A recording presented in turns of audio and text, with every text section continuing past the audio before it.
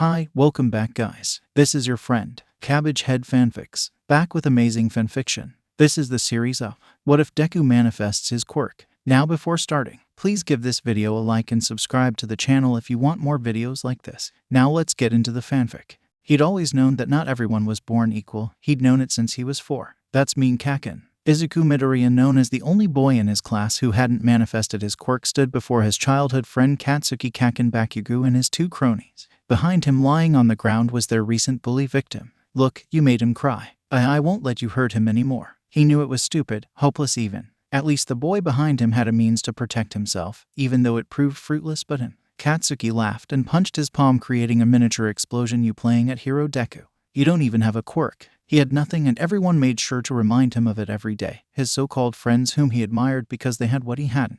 They had no qualms with beating him down despite his handicap. Today was no different, he thought, bracing himself for the inevitable. Extended fingers grabbed his head and his arms were grabbed. Katsuki reared his fist back. You should really learn your place, Deku. In another time, Katsuki's fist would have hit, causing a bruise to form on Izuku's cheek. When asked about it by his mother, he would have passed it off as an accident happening while he was playing with his friends. His mother would be none the wiser as to the further physical and psychological abuse her son would face in the oncoming years. However, at this time, at this place, something else happened.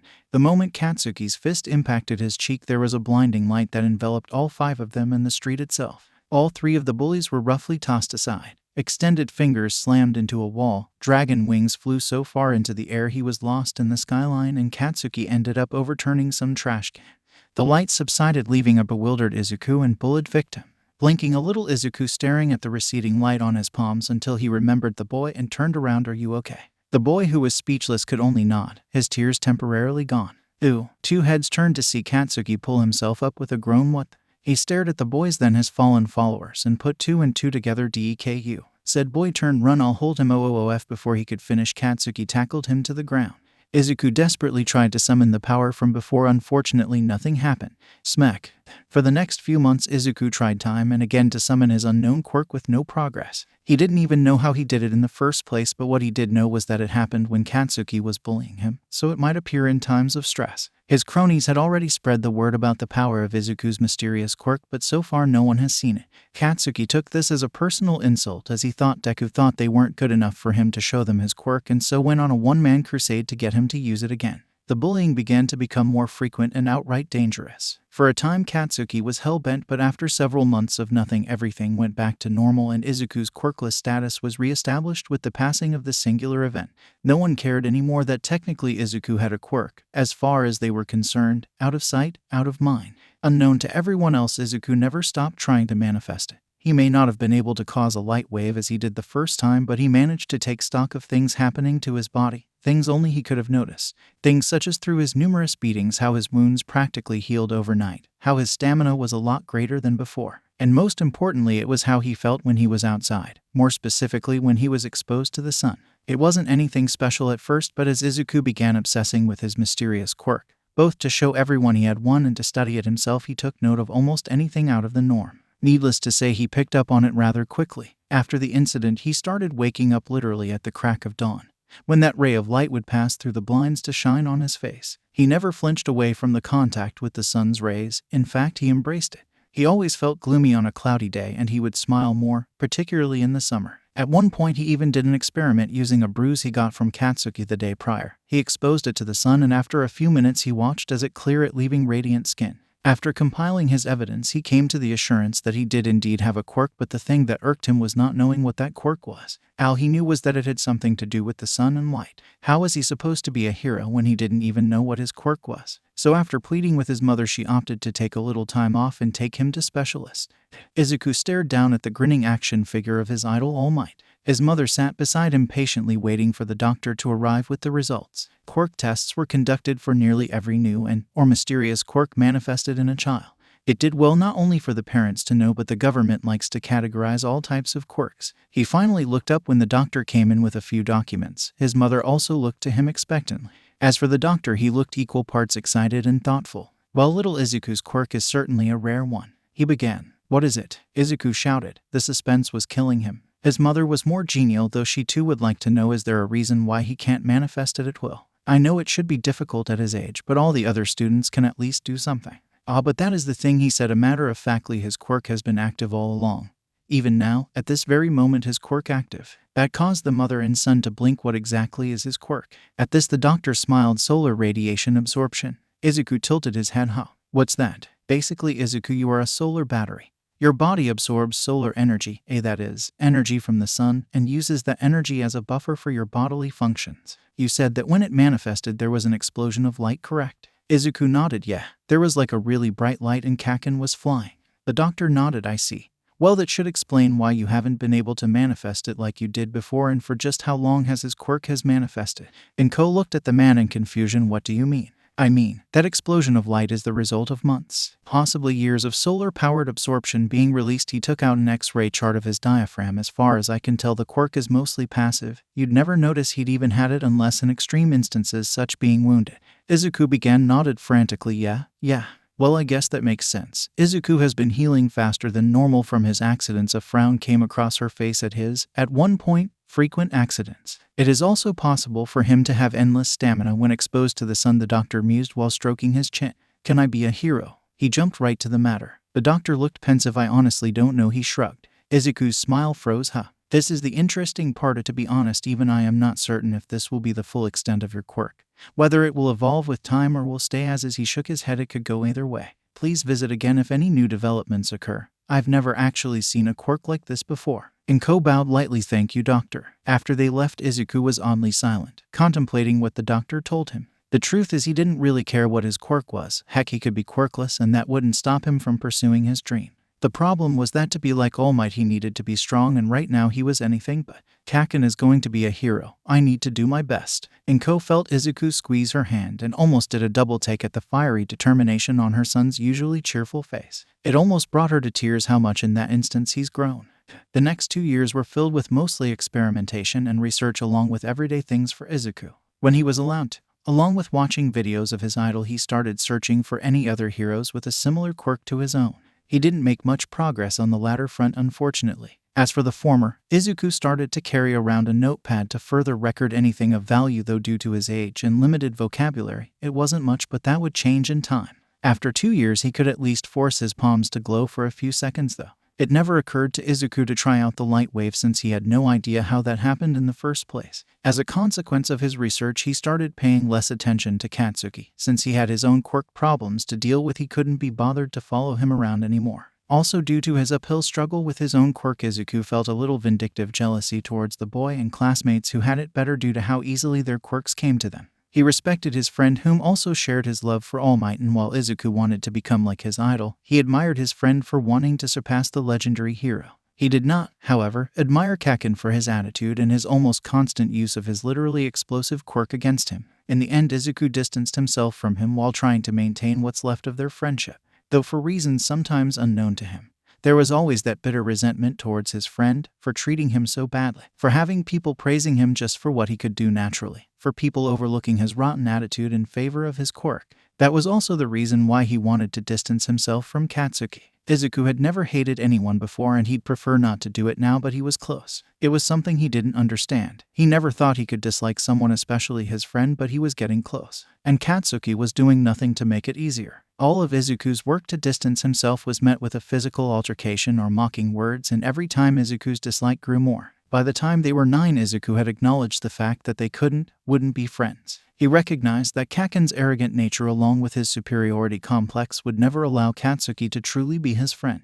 To most, Katsuki had seemingly given up trying to solve the mystery of Deku. They were wrong. He still kept an eye on him to try and figure out what his quirk was. That incident happened years ago and was surely forgotten by the other two, but it was always at the back of Katsuki's mind, raising questions throughout the years. What was his quirk? Why didn't he tell anyone? Why doesn't he show it? What is he hiding? Does he think he's better than me? Whenever someone gets a quirk, it's usually all they could talk about. So far, he knew everyone's quirk, except for Deku, who goes by the title of Quirkless. Katsuki knew the truth, though. He wasn't dumb enough to think that Deku's sudden change of demeanor back then didn't have something to do with it. Hell, he even knew what his quirk was after asking his mom, but seeing is believing, and he wouldn't be satisfied until he actually saw Deku's quirk. So far, the only other hero he had to compare with Deku's supposed quirk was an American hero who could absorb sunlight and even fire beams of radiation from his hands. If Deku's quirk was like that, then he'd definitely have to know where he stood with him. His pride refused to allow Deku of all people to be better than him, and if that idiot wouldn't willingly show them his quirk, then he'll force him to.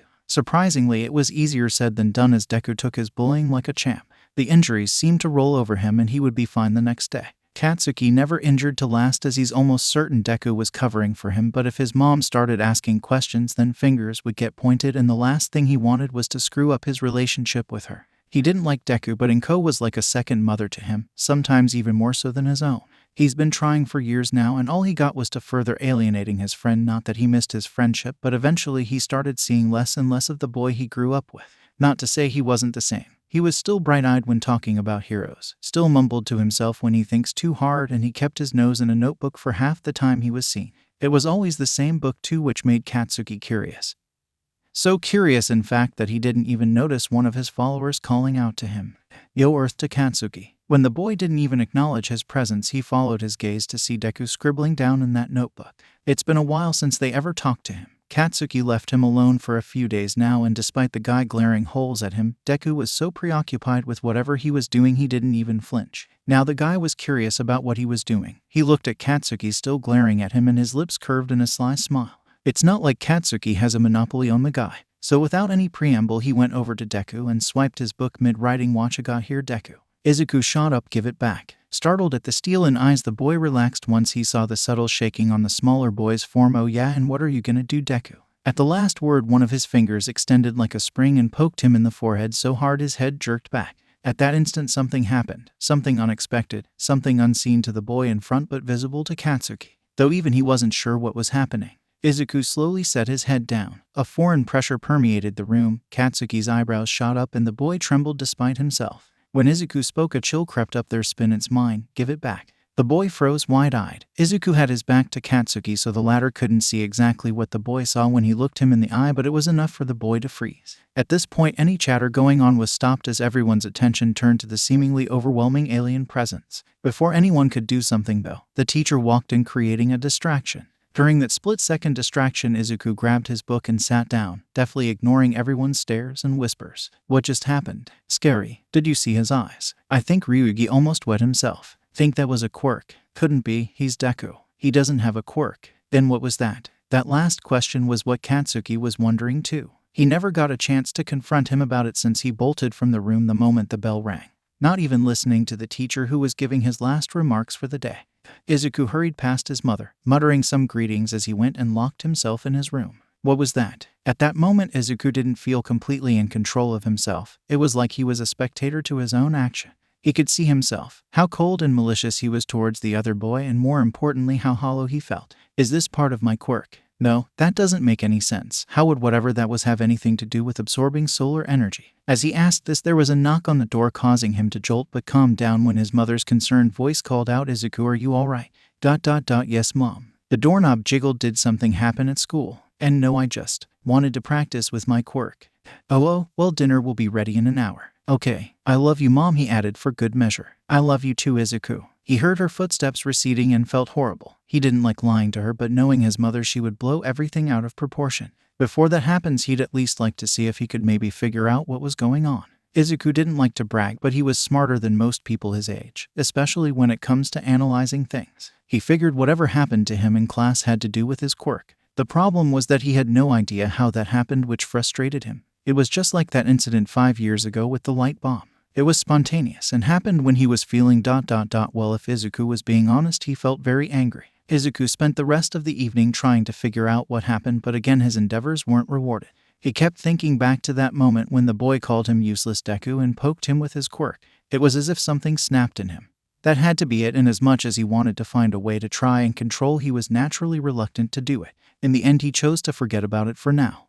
The final days of elementary following that incident saw the weather reported overcast skies and Katsuki's attention on Izuku again. It wasn't anything particularly new to anyone else, but for Katsuki and Izuku, they could tell something was different.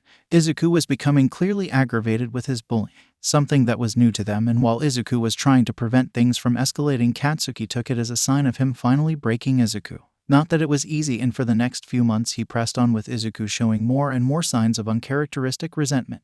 Most notable was his dark glares replacing his fearful stares. Instead shaking from fear, he shook from very controlled anger, and on more than one instance he looked ready to attack Katsuki. Yet he would always rein himself in at the last minute and walk away anticlimactically. There was no doubt on anyone's mind that Izuku was like a time bomb, and even with his status as useless Deku, there was an undercurrent of fear towards the boy when tensions became high. By the end of elementary school, Katsuki was the only one who bothered to bully him, and he was only made fun of in large groups. He never paid them any mind though. He'd gotten good at ignoring his peers unless it was necessary. Soon enough, Izuku became the class outcast. At least more than he was anyway, the only difference being that he was more reclusive, kept himself at the back of class on the farthest side from the window. Everyone, including the teachers, were a little perturbed by his behavior, if only because of the novelty of it, and it only increased their worries because they couldn't pinpoint the cause. It's as if one day he was normal, the next he wasn't. Not even his mother could say the change was very spontaneous and worry. That didn't sit right with Katsuki, who overheard her conversation with his mother. "I don't know what to do," Inko half-sobbed. "He doesn't talk to me anymore. I don't see him so much as smile, and he spends most of his time in his room."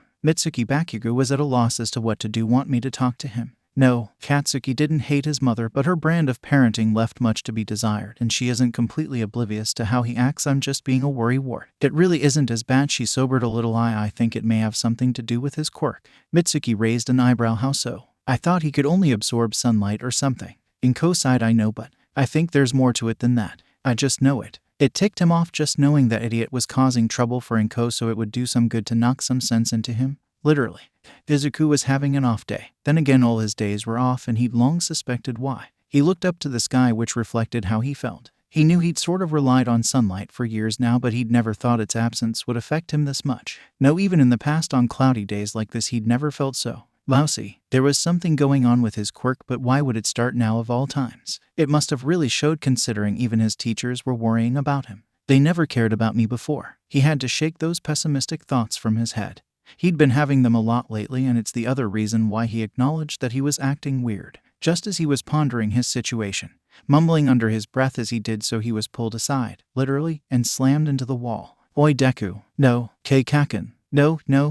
What the hell are you doing?" Izuku really didn't want to deal with this today. Not now, not ever. What do you mean?" he answered distractedly while trying to find an escape route. "I have to get home." That plan ultimately failed when the 10-year-old grabbed him by the collar. "You're not going anywhere, Deku." Izuku trembled.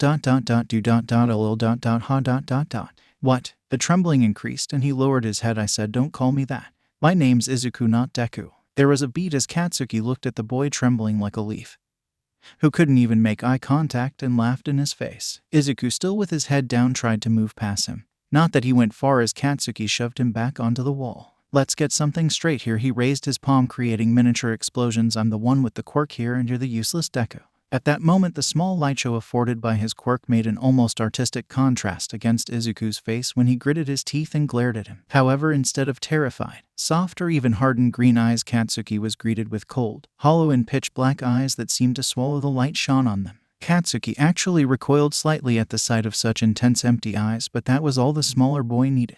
He pushed him off and did something that shocked them both. He punched Katsuki across the face. Reeling more from the shock than the impact, Katsuki fell on his rear, clutching his teeth. Admittedly, it was the first time Izuku had ever thrown a punch, and so he miscalculated and cut his knuckles on Katsuki's teeth. He cradled his hand with a brief look of pain crossed his features. He managed to force down the tears to glare hard at the still shell-shocked boy. "My name is Midoriya Izuku, not Deku." With that proclamation, he briskly walked away. Katsuki stared at his retreating back, the action slowly registering, and as it did, a snarl came across his features. Izuku's heart raised. I did it. I stood up to Kaken." His silent victory was short-lived, however, when an explosion directly behind his back pushed him face first into the ground. He didn't know which one hurt more. He turned around to see an irate Katsuki stalking towards him with continuous explosions going off in his palms. "You bastard," he sneered. "You think I'm gonna just let you get away with that?" Instead of answering, Izuku palmed a clump of dirt and threw it in Katsuki's eyes. Deku. He wiped it away, and slightly reddened eyes glared at Izuku's sprinting form. "You're dead." He ran after the boy, tossing explosions every chance he got. Izuku ran to the back of the school and into the school supply shed, which was thankfully open. Katsuki ran in a few moments after and looked around. The relatively small storage area made smaller due to the sporting equipment stored inside. "Show yourself, Deku. Get out here so I can kill you." In response, the door behind him slammed shut, causing Katsuki to spin around, thinking he was locked in. To his credit, Katsuki was only half right. He was locked in, but standing before the locked door was a panting Izuku, his eyes still a perfect color of pitch. Katsuki's hands lit up again, but before he could get a word in, Izuku went over to the conveniently placed light switch. Lights out. Click. No one could say for sure what happened inside the storage shed. The door was blown off its hinges. The equipments had seen better days, either completely obliterated or mangled, and battle scars littered the area, a clear sign of a destructive quirk or quirks. As for the boys, they were both found by the groundskeeper passed out from exhaustion and covered in wounds. It wasn't anything new to find children injured due to misuse of quirks, though it is up to the parents and teachers to warn them against such misuse. What made this different was the extent to which they were injured. Izuku was covered in burn marks, some doing irreparable damage to his skin. His clothes was burned and he was covered in soot. As for Bakugo, his body was covered in cuts and bruises, some of them leaving permanent scars on his body. Neither of them were very forthcoming about what exactly happened between them, but one thing that was clear was that they had an intense dislike for each other. The fallout of the fight resulted in a rift between their families, and just like the scarring wounds on the boys' bodies, the relationship between their families was irreparable. Himiko, being the woman she was, decided not to fight Mitsuki on it and instead moved on, both figuratively and literally. And so the fragile friendship between Izuku Midoriya and Katsuki Bakugo ended. A few days later, Izuku was sitting in his new room with bandages over his arm, leg, and chest. Despite this, he had a smile on his face. He had stood up to Kaken, something of a lifelong goal for him, and while he didn't win, he knew that Katsuki will always remember and he will never underestimate him. Barring that, there was also another development. Sitting cross-legged on the ground, his palm shone with self-composed light. A moment later, the light was snuffed out and nothing else happened. Looking up, his smile widened when he gazed upon his shadow writhing across the wall, seemingly of its own accord. Awesome. The end. Once again, Izuku found himself sitting on a swivel chair in the doctor's office, the same doctor who diagnosed and identified his quirk before. The only difference was that the mood was a stark contrast from before. Even with his healing factor, Izuku still had bandages around his arm and part of his face. Himiko was a picture of worry herself. She was still reeling from the news, not just of Izuku's fight, but the relationship between him and Katsuki. Guilt couldn't begin to describe how she felt to know that she had been ignorant of the fact that her best friend's son was bullying her own, even going so far as to use his quirk against him. It's a wonder why he changed so much. At the very least, Mitsuki apologized for Katsuki's behavior, and while they agreed to keep them separated, Himiko found it hard to ever trust her friend again. As for Izuku, he had clammed up. He hadn't really talked much since then. Remorse was clearly evident on his part, and she'd even heard him crying sometimes at night. Like Katsuki, he didn't speak about what happened. He did, however, ask her if they could visit the doctor to see about his quirk again. She complied, and here they are. A solemn Izuku looked to the doctor. "Can you turn off the lights, please?" That question caught both adults off guard, though the doctor did comply but left a lamp on to see. In the small room surrounded by darkness with only the lamp as the only source of light, Izuku held out his palm. Himiko almost gasped when an inkai black substance swirled into existence until it was the size of a baseball. The doctor fixed his glasses and leaned closer to observe the mass extraordinary. "Tell me, Izuku, since when have you been able to do this?" Izuku lowered his arm a few days ago, but he paused. He'd had a lot of time to think about it. In fact, he cataloged it in his notebook, but I think it started 2 months ago. Himiko recognized it as the time when the gloom started to creep on his face. It is rare to find someone with a photokinetic quirk. He paused, seeing their confused faces. A quirk whose ability is to emit or manipulate photons or light energy, if you will. It is even rarer to find its inverse, umbrakinesis, the ability to generate and manipulate darkness, but to combine them together. He trailed before getting up to turn on the light. "I can't manipulate light," Izuku said, but was intrigued. Yet the doctor interjected, "You cannot manipulate light yet, Izuku. Your quirk is still in its development stage, but if what you have just shown me is any indication, then you are not that far off from discovering that ability." "What does this all mean?" Himiko said worriedly. "Will Izuku be all right?" "I will not lie to you, Mrs. Midoriya. By themselves, those quirks have the potential to be truly powerful and dangerous quirks. In that instant, they truly seemed like mother and son," as the worry spike reflected on both their faces. "Will Izuku be all right?" she pressed. The doctor raised his hands to placate the mother and son. "What is the extent of your control over it? Can you materialize it in sunlight?" He shook his head a little. "But it's better in the dark." He nodded. "At the rate of growth, he wouldn't be as powerful as someone with only one of the powers, so the backlash wouldn't be as great." That was a small relief for the mother, though it still doesn't answer my question. "Your son should be all right. I believe his current disposition is because of the emergence of his secondary quirk. In some cases, a person's quirk affects their demeanor. Izuku is just one of many cases." Izuku nodded along, understanding the doctor's words, as the most immediate example he had was Katsuki, an explosive quirk for an equally explosive attitude. At least he confirmed the source of his strange behavior, much to his mother's relief. "Does it solve the problem?" "Not really, but knowing is half the battle." The reason for Izuku's sudden change is due to his accessing of the darker aspects of his quirk, in order to help change his demeanor again. All he has to do is use his light powers, so I suggest prolonged exposure to the sun. He makes it sound so easy, Izuku thought, but nonetheless nodded. Izuku moved into the next town over, far away from where he lived and relatively close to a middle school. Izuku couldn't say he missed his old home. There was nothing there but torment, pent-up aggression, and helplessness, and Izuku vowed he would never end up the same way again. So with his move, Izuku would start over from scratch. From this point on, he wouldn't be the useless Deku, but rather Midoriya Izuku. He will have the normal school life he deserved and real friends. No bullying, no name-calling, he would leave all of that behind. He added that to his ever-growing bucket list, right next to training his quirk. Speaking of which, Izuku was going to be on top of that throughout the rest of his middle school year. He has his eyes set on Yui Academy. No doubt Kaken would be aiming for the same. After all, if there was one thing they had in common, it was their love for All Might. He'd always said that, but Izuku hadn't really looked up the school requirements, too preoccupied with his previously unknown quirk in Kaken. Now that he had some semblance of control and access to the internet, Izuku could thoroughly research. What he found shocked him a little. The things professional heroes say about that place were many, but what stood out was how high their standards were. Yui only accepted the best, and apparently their acceptance test is grueling. In an interview, even All Might said that it was no different for him, and he still has the memories of almost not making the cut. Izuku couldn't imagine it. The number one hero had a hard time through Yui. Izuku couldn't believe it, and even now he couldn't help but doubt it. But he's willing to take his word for it. All Might wasn't one to lie. After further research on quirk development, Izuku found another tidbit of information in that for some, the power of their quirk is dependent on the user's health. Again, another example has got to be All Might. There is no way he could have a figure like that due to his quirk, unless it's muscle augmentation, but Izuku just didn't see that from the number of videos he's seen of him. With that information, he managed to categorize quirk growth in two categories, physical and mental growth. His umbrakinesis would definitely fall in the latter category. It's the only explanation he has to how he could make so much progress with darkness manipulation despite showing photokinesis first. I was spending so much time trying to get my quirk to work I didn't even bother trying to find out the proper conditions under how it would work, he grumbled in deep thought. All those late nights researching, exhausting himself, and eating junk food had only succeeded in stifling his photokinetic quirk. It's like expecting a flower to grow in a toxic wasteland. Well, not a toxic wasteland, but you know what he means. A very huge blunder on his part which cost him precious time, but something he could hopefully remedy in the years to come with a carefully constructed training regimen.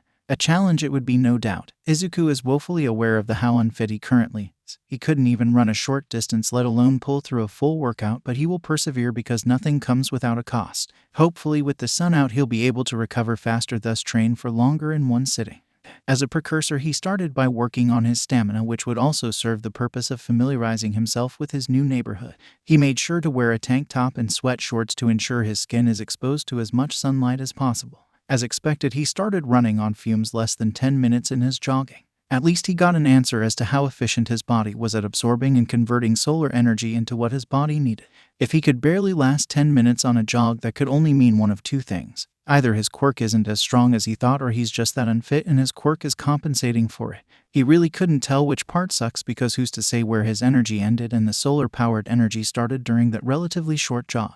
Not one to give up, Izuku continued his regime to the best of his ability. Every day he would start the day with a well-balanced breakfast consisting of the 5 major food groups before running until his legs collapsed. Sunbathe. Do push-ups until his arms gave out. Attempt to get a tan. Do sit-ups until his sides cramped up beyond all reason. Soak up some rays. Do squats until his legs burn, and finish off with a light jog back to his home, where he would promptly collapse in his bed until his mother woke him up for an equally balanced dinner. Afterwards, he would try not to drown himself in the shower, sleep with the blinds open, wake up at the crack of dawn, rinse and repeat. The training was tortuous, unusually cruel by his standards, and didn't show any immediate results where his photon quirk was concerned, but what he did succeed in getting was the recognition from some of his neighbors. Apparently there was something earnest and inspiring about a young man actually training to become a hero instead of flaunting his power. Izuku was especially popular with the older generation for this, though it could also be because of his naturally cheerful attitude and willingness to help them with anything they had trouble with. A couple of odd jobs here and there, manual labor, was also part of his training, plus doing a few favors in return for some treats is a win-win situation for him. Eventually it was time for the start of middle school, which made Izuku put his training on pause temporarily. It wouldn't do any good to be a half-dead wreck in the middle of class. No need to make a bad first impression. They say that one person could have only so much luck at a given time, and then there's Murphy's Law, which Izuku didn't even think about.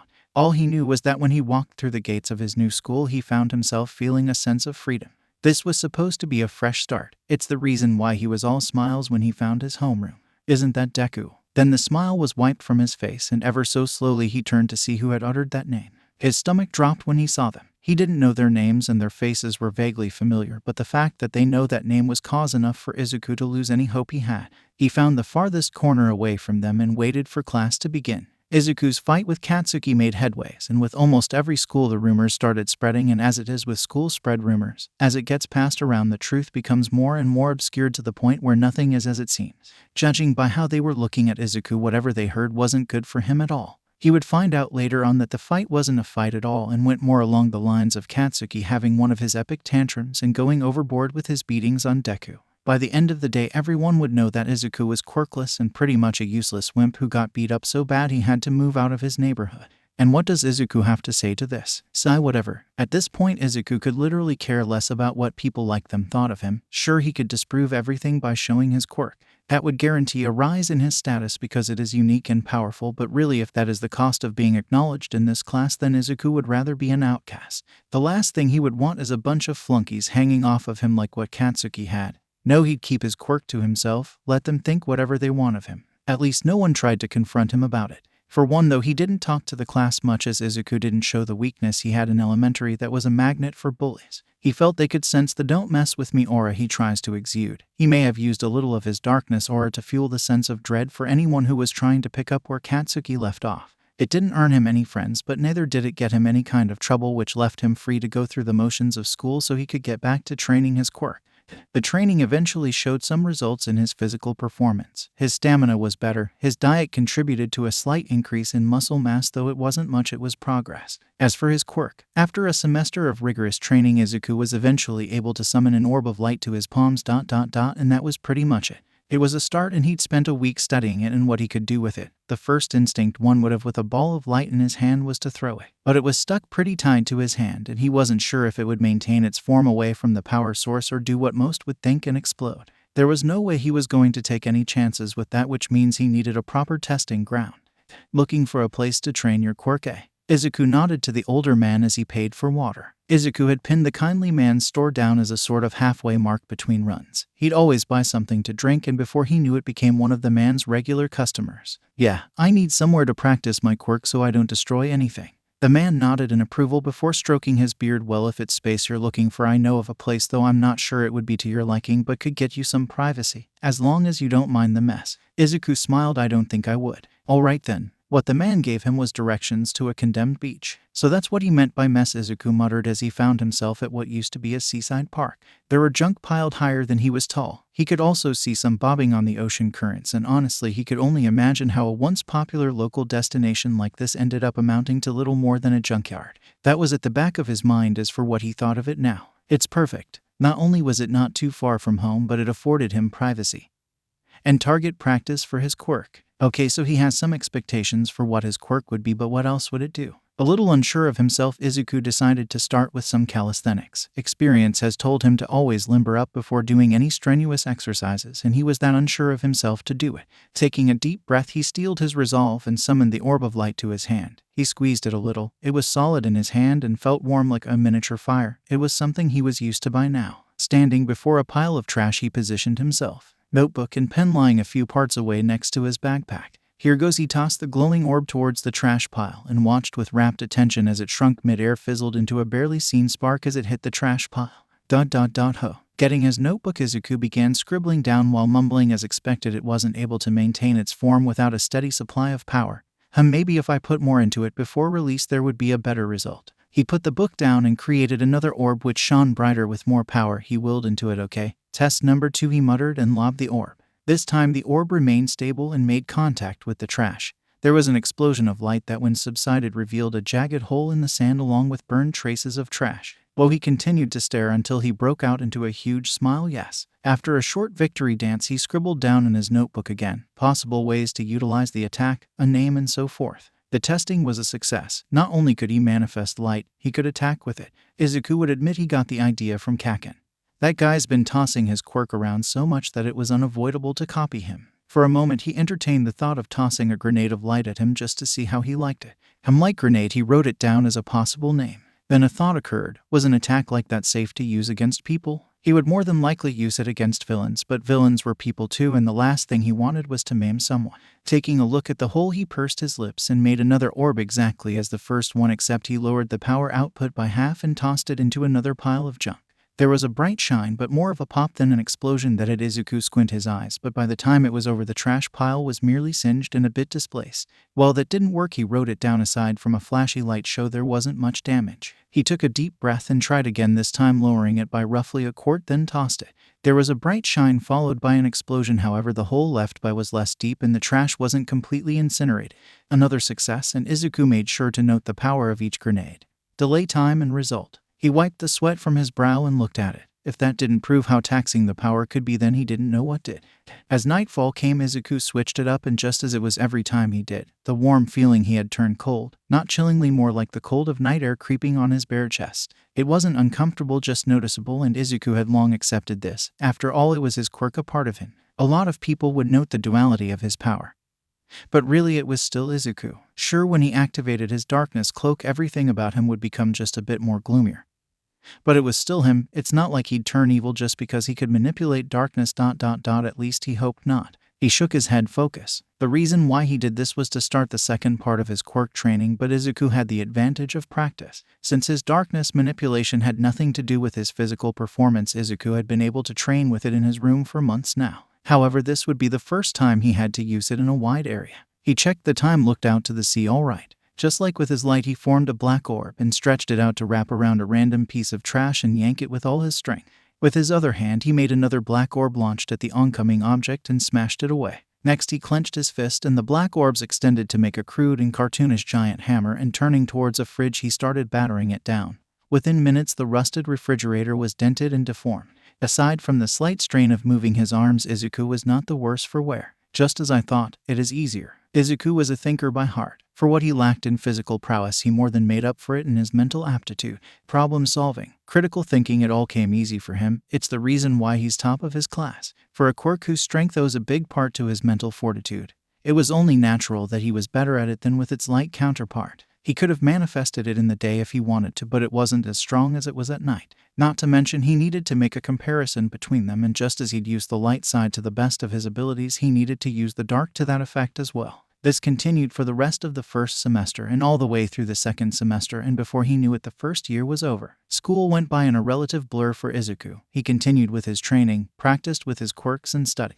In a way, it's a good and bad thing. On one hand, he was able to maintain his spot in the top 10 of his class. On the other hand, he wasn't winning any favors with his more vindictive classmates. Not that he really cared. The days of curving his studies to suit the egos of others was over. At the end of the year, Izuku scored within the top 20 in his year. A sizable amount of the junk at the seaside park was incinerated, and any junk within 15 meters of the shoreline was pulled from the sea. All in all, Izuku had a very productive first year of middle school. People become heroes for a lot of reasons in this day and age. Some do it because of purely altruistic reason, others for the accolades or to accomplish a sense of achievement, and even though he absolutely hated it, Izuku acknowledged that there are those who do it for the money and fame. Constantly searching for heroes on the internet, he's seen his fair share of scandals involving heroes. Izuku, of course, fell into the former category. He never saw being a hero as a job or wanted any great achievement other than saving lives and putting the villains behind bars. Of course, it all stemmed from watching All Might all these years. The man was more than just Izuku's idol. He was Izuku's example of how a hero should be, and while Izuku wouldn't think he could ever be as buff as All Might or smile as bright, he would do all he could to follow in the man's footsteps. That is why it is understandable that while he was jogging back home at night as a cool down from another workout session and came upon a particular scene, he would take a particular course of action. Beach. There was the sound of something hitting flesh, and a body flew from the corner and crashed into the wall and slumped to the ground.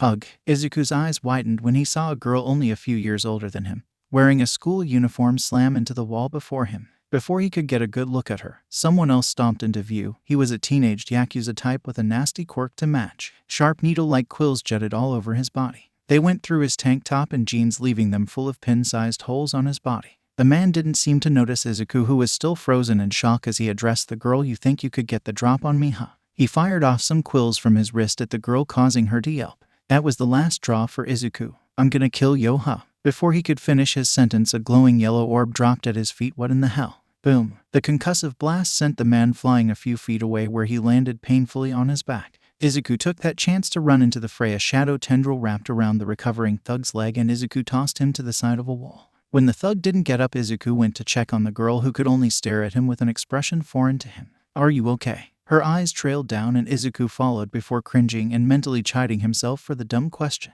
2 long quills were embedded in her body, one in her shoulder and another in her forearm, which she slowly pulled out with a grunt. Izuku felt sick seeing the blood flowing from the wounds and fumbled for his phone. He needed to call the police, but first he'll call an ambulance to get her taken care of. Before he could even get the third number dialed, a scream tore through his mouth and caused him to drop the phone. Izuku staggered at the white-hot pain that erupted in his back. He cried again when another kind of pain laced at his shoulder, and finally another at his leg, which caused him to finally drop to his knees. Shakily, he looked behind him to see the red-faced teenager's outstretched hand. He had a bruise on his face. A piece of sheet. It almost made Izuku lock up in terror, but a glance at the girl caused him to keep it at bay and staggered to his feet. That's when a kick to his side knocked the air out of him. He ended up landing on his back, but rolled over to his side and clutched his stomach in a fetal position. He yelped when the teen stomped painfully on his side. "Who the hell are you?" Izuku coughed for a response and tried to shift his body to protect his head. "You with that beach, huh?" Izuku was lifted up to come face to face with his attacker. "You her boyfriend or something? Come to help her take me out." Izuku had no idea what he was talking about, and he didn't care as small quills poked out his face and he delivered a brutally painful headbutt. Izuku's entire mind exploded in pain, and in reflex he formed a pair of light balls in his palms and shoved them into the attacker's chest. There was a blinding light, and the attacker's scream of pain was drowned out by the ensuing explosion that blasted them apart. Izuku landed on his back, and consequently the quills embedded there, but they were at best a nuisance compared to the damage to his face and the concussive shockwave of the blast. For a moment Izuku couldn't see anything. He couldn't hear anything, and the only thing he felt was pain, then darkness. Literally, he started to subconsciously draw on the dark side of his powers. He wanted the pain gone. He wanted it to stop, and slowly the pain numbed like running water over a burn. It was soothing, and after a moment he gathered his bearings and staggered to his feet. He blinked a few times to get his vision straight and saw the man with his shirt now burnt getting up as well. "You," he snarled, "I'm gonna kill you for thaw." Izuku cut him off with a well-placed tendril wrapped around his foot and started slamming him into the ground. Bam, crash, slam. He paused, then slammed him down 2 more times just to make sure he stayed down. Pant, pant. Izuku took a tentative step forward, but dropped to a knee when a spike of pain shot up his leg. "Oh right. He got me in the leg." Izuku willed it, and darkness covered his leg, and he watched a little fascinated as the quill was pushed out of his skin. He will be writing that tidbit down. He did the same to the others before breathing a sigh of relief. Then he remembered the girl, and his gaze reached her hay only to find that she was gone. When did she leave? How did she leave with that wound? Izuku wasn't a medical expert, but he's pretty sure she wouldn't have been able to slip away so silently with wounds like that. Was her quirk some kind of healing ability? That still doesn't explain why she left, but after thinking about it for a moment he shook his head and limped over to his phone. 911, what is your emergency? Izuku. Inko opened the door to see her son lying in the hospital bed looking like a deer caught in the headlights. Rather than watch his expression, she took stock of the bandages covering his face, hand, and leg. Mom, it's really not as bad as it looks. It was far too late for reassurance though. Wah. My baby. Inko crossed the room so fast people would be mistaken about her quirk, and Izuku soon found himself smothered in a hug. After a moment of wailing came the rapid-fire questions. Are you all right? Who did this to you? How did this happen? I would like to know the same thing as well. Mother and son turned to see a man in a trench coat take off his hat as he closed the door. He had a friendly, if plain, face as he regarded them. Who might you be? Inko asked, and Izuku felt her clutch him just a little tighter. My name is Officer Tsukachi. I already answered some questions, sir. I know. I'm not here to ask about the fight, rather I would like to know the identity of the girl you allegedly saved. I am sorry, I don't know her. She left before I could talk to her. The man took out a notepad. You said she was injured? Oh yeah, he got her in the leg with one of his quills. About this girl, you said that she wore a school uniform, right? Yeah, Izuku nodded. At his grave expression, Inko asked, what is it? Over the past month there has been a reported increase in the number of assaults in that region. The victims were all teenage boys, and the one thing they all had in common was that the perpetrator was a young girl in a school uniform. Sound familiar? Izuku sputtered in shocked confusion. But I saw her get attacked. According to Yamaha, the boy you fought, he said she was the one to attack him first with a box cutter and that he was acting in self-defense. He had defensive wounds on his hands, which supports his story. Now I'm not saying that Yamaha isn't innocent, however, based on the evidence presented he was the victim in this instance. Inko turned a worried glance to her son Izuku. He didn't hear her and looked away, reeling from the news. "I let a villain get away," he mumbled, but it was clearly heard by the other occupants of the room. "It was an honest mistake, really. You saw a defenseless girl being attacked and you assumed what any other person would." Izuku didn't respond. "What were you doing out there anyway?" "I was training. You want to be a hero, don't you?" At Izuku's nod, he chuckled a little. "I'm not surprised. A lot of kids these days want to be heroes." He frowned a little. "It's not my place to judge, but you should be careful about what your expectations are. Being a hero isn't as glamorous as some make it to be. There is a fine line between bravery and recklessness. Not to say that taking a decisive action is necessarily bad, but it's always best to think things through before you act." Izuku was still silent, but now he was looking at the officer. "Is there anything else, sir?" "No, I just wanted to warn you to be careful. We don't know how this person operates, so it's best to go home earlier from now on." Needless to say, the entire ordeal had Izuku question himself. His keen yet still young analytical mind that would be used to observe others was now turned inwards as he introspected. He had always prided himself on being a person who thinks things through, except he didn't. Not this time around, and admittedly this wasn't the first time something like this happened. Well, it was his first life and death situation, but it felt eerily familiar. He'd spent a good portion of the following day thinking about it, and he found the connection. He could distantly remember the first time his quirk manifested. He was actually shocked it took him so long to make the connection, as that day was ingrained in his mind in perfect clarity. Just like that time he rushed into a confrontation without thinking it through and got himself beaten up for it. Instead of, say, calling an adult over to break up the fight, he went to fight himself despite knowing he didn't have a chance. Did he regret his decision? No, he did not, and it wasn't because the action resulted in his quirk manifesting. The regret was that he didn't even consider an alternative and not just tattling so someone else could deal with it. He literally had no plan aside from getting in front of Kaken and hoping things work out. It was the same this time around. Izuku's body reacted before his brain could think of anything, and by the time it caught up he had already thrown a light grenade. Why did that happen? The first time around he manifested his quirk, but he still ended up taking a beating from Kaken, not to mention ending up on the boy's personal sheet list for the years to come. This time he prevented someone from getting killed, but in the act he got a beating. Beat up the apparent victim. Let the bad guy or girl free to assault more people and ended up on some guy's personal sheet list. Again, he didn't regret his decision, but the fact that he didn't even bother to consider making an actual plan bothered him the most. Who knows what that girl would have done if she wasn't injured? He shivered thinking about it. Izuku had to put off training for a week in order to allow his wounds to heal, which took roughly 2 days with his accelerated healing factor, but decided to take a few extra days to ease his mother's worry. Izuku wasn't upset by that. He too was worried, and there weren't any late-night assaults, which could be both good and bad at the same time. Eventually, though, Izuku got a little stir-crazy with so much free time after developing his schedule to include training. He managed to get his mother to acquiesce for the weekends at the very least, since the girl apparently operated on school nights. It was a start, so it was with that Izuku made his way to the seaside park training ground. Compared to when he found it, there were few garbage bags around. Somewhere last year he decided to make his training something of a public service, especially since his stronger light attacks tend to leave nothing but easily cleanable scorch marks. Even now he could see the soot marks on the sand from the times a light grenade exploded, taking along a few years of waste. As of now, mostly scrap metal too tough to be incinerated was left. To his left was a rusted old open-back truck piled with various scrap metal he heaped on via shadow manipulation. Or was it darkness manipulation? Sometimes he got the two mixed up, considering his shadow is a form of darkness. He blew a breath. "Okay, let's get started." Immediately he dropped and started doing 50 push-ups, sit-ups and squats. It took him a while, but eventually he formulated a workout routine that maximizes not only his physical exercise but also his quirk usage, taking into consideration the extra energy afforded to him via solar absorption and night augmentation. After the not too intense physical workout, he went on with practicing with his quirk. He would like to think he was now comfortable with his dual powers, though he knew he was far from mastering them. For what he knew of his quirk from experience was that his light powers are dependent heavily on his physical state. The more fit he was, the more he will be able to use it. Overuse would result in physical exhaustion that could result in him passing out. For his dark powers, it's naturally stronger at night and is dependent on his intelligence and also his emotional state. He found out the latter part after he attempted to overuse it. He thought he would get something like a massive headache, but instead he got more aggressive, pessimistic, and moody. Another thing he noted was although the darkness became weaker the more it's used, the quality improved as his mind descended. In the end, he had enough semblance to switch over to his light powers and filter out the excess angst. That was an experience. Now that the thought had come up, he couldn't help but compare the two powers, though to be honest there isn't much of a comparison other than the fact he could generate them out of thin air. They both handled differently, causing Izuku to take different approaches with them.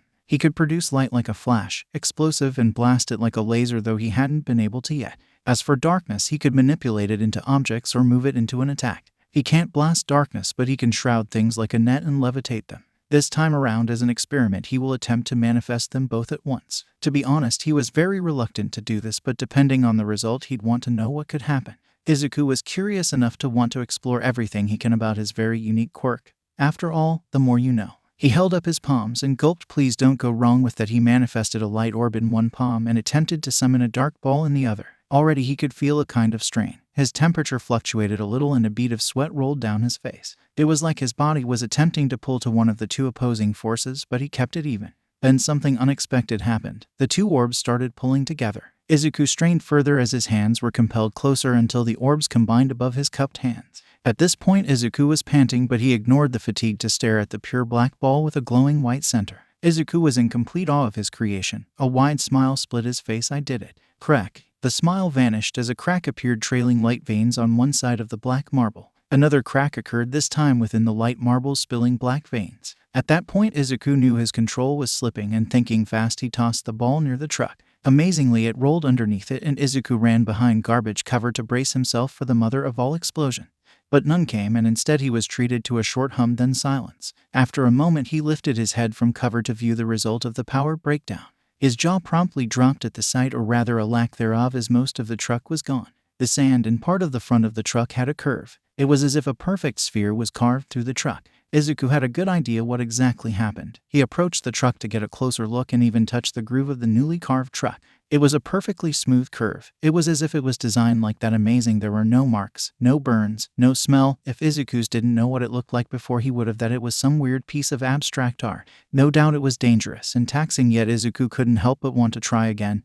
But first, I need to write this down. He turned around and got his book Fusion of Dark and Light Powers a success. We'll have to try again with adjusted power. He paused and think of possible name. That was his favorite part, naming special attacks. Wow. Izuku tensed and spun around to see a girl with her back turned observing the truck. Then she spun around with hands relaxed behind her back, feet rocking slightly. Cat-like eyes zeroed on him as a small smile adorned her face that also had a healthy flush. That was really cool. So, you working on your quirk? Izuku could only stare at her gobsmacked, wondering who she was, how and when she got there, and is she talking to me? On instinct, he looked behind him just to see if by some incredible coincidence that someone was behind him. No one was there, and Izuku turned to see her looking right at him with a fusion of amusement and something that was foreign to him. Girls don't really talk to him willingly except his mother, and he wasn't pining for attention either, considering how utterly terrible he was with dealing with them. Case in point. You don't have to answer that. I could tell, she stage whispered. Was it just him, or was she blushing? Izuku began sputtering, but was silenced as she continued. I never saw a quirk that could do that. Before she traced the contours of the truck. What kind of quirk is it anyway? She eyed him curiously. Izuku blinked at the question to really get a good at her, then remembered his earlier thoughts. Why, you were watching me. She stared for a moment before her eyes crinkled. Yeah, I couldn't help but notice how cool you look back there. A girl called me cool. They both turned even more red, though Izuku's was a few shades deeper. It was nothing, he managed to squeak out. That's not true. I think you're interesting, and she meant it, he could tell. He averted his gaze. He never thought it would be so difficult to take a compliment from a girl. Thanks. Midoriya Izuku. Her smile widened. Izuku tugged at his collar. Is it getting warmer? Himiko-san. The girl pouted. That's not fair, Izuku. You shouldn't use any honorific either. Izuku began to panic a little when she began advancing on him. He almost took a step back. She leaned down too close for Izuku's comfort, peered into his eyes and said, now say my name. Taga. Hi, I mean Toga-san. She smiled again, and Izuku felt a chill down his spine. Instincts took over, and this time he did take a step back. I have to go. He still had 2 hours, but he didn't think he would be able to concentrate with her there. The disappointment was clear on her face already. I thought you had more time. I promised my mom I would go home early. That early was still 2 hours away, but she didn't need to know that. Toga shrugged. Guess it can't be helped then. She smiled. See you next time, Izuku. Why, yeah, he said awkwardly and walked away a little faster than necessary. The next day, Izuku arrived at the seaside park to see a familiar face. Himiko-san. Again the girl pouted. I told you before, Izuku. It's Toga, just Toga. Is it really that hard to say my name? She asked with a tilt of her head. Izuku averted his gaze and mumbled something. But we just met yesterday, he argued, surprised he didn't stutter. Then I guess we'll just have to get to know each other, Izuku. We will. She gave an impish grin, showing her pointed canines. Yep, you'll get to know stuff about me, and she paused to look at him with slightly glazed eyes. I'll learn everything about you. For some reason, that declaration had Izuku nervous and not in the embarrassed way. Before he could speak, she turned around. "Come on, I'll help you train." Izuku stood where he was for a moment. He may not have much experience talking to girls, but he knew a setup when he saw one, and for whatever reason he couldn't help but feel she had an ulterior motive. So it was with that Izuku spent the day with the taller girl, and true to her word, she did help him in her own way, which was mostly keeping his mind distracted from the pain of his labor with her never-ending chatter while keeping count. Even though he hung onto his suspicion like a life raft out at the raging sea that was Himiko Toga, there was something fresh about having a girl cheering him on. He'd always heard about how that could have an effect on guys but didn't believe it. The proof was in the pudding when he didn't even notice he did 20 extra push-ups, sit-ups, and squats. Yet he still had enough energy to do Quirk training. Speaking of which, it was during the middle of said training that Himiko decided to ask, "Have you ever been in a fight?" Izuku paused. The shadow did as well. A few times." "Why?" "He's been in a few fights but had a record going for the one-sided beatdowns." "Well, I think if you're preparing to be a hero you should know how to fight." "I know how to fight," he defended, remembering his time against Yamaha the porcupine. Toga's expression was unreadable before she said, "Show me." She got up from where she sat and approached him. "Show me how you fight." I can't." "Why?" Izuku sputtered for a moment, trying to find the words. "Why, you could get hurt." Toga's response was to laugh, much to his confusion. "Don't worry about me, Izuku. I can take care of myself." "But, Izuku," she interrupted, "do you want to hurt me?" "No," he answered immediately. She tilted her head, expression unreadable. "That's too bad, cause I definitely want to hurt you." Shing. At the end, Himiko gave a deranged smile and produced a box cutter out of nowhere before charging at the stunned teen. Izuku stepped back and tripped over his feet as Himiko slashed. He landed on his rear and felt his cheek. Drawing back his hand, he saw blood. The wound itself was shallow enough to heal in the sunlight, and Toga smiled wider as she continued the assault, straddling him. "You're so cool, Izuku. I bet you'd look even cooler covered in blood." Just as she stabbed down, there was a bright light and she flew off and landed a few feet away. She sat up to see a panic-stricken boy with 2 light orbs in each palm. She stared at him for a minute before bonking her head. "Oops, I guess I overdid it." She got up and dusted her skirt before clasping her hands and bowing. "Sorry for freaking you out like that. I saw a villain do that once and I thought it would look believable if I tried since I'm a villain, but I got into it a little too much." She gave an awkward chuckle. Izuku didn't move, but after a moment of staring at her bashful form, she fidgeted awkwardly and the light orbs dissipated. "Are you okay?" Yeah. "I'm really sorry." "It's okay," was the automatic response, but Izuku wasn't okay. He was so far from okay that he reached orbit. Cautiously, he walked over to his bag, making sure to keep her in his line of sight. "I have to go," he mumbled, already getting his bag. "Oh, I understand." She smiled at him, but Izuku was too shell-shocked to get flustered by it. He walked away briskly by. He turned to see her give a jaunty wave, which Izuku tentatively returned before walking out of view and running the rest of the way home.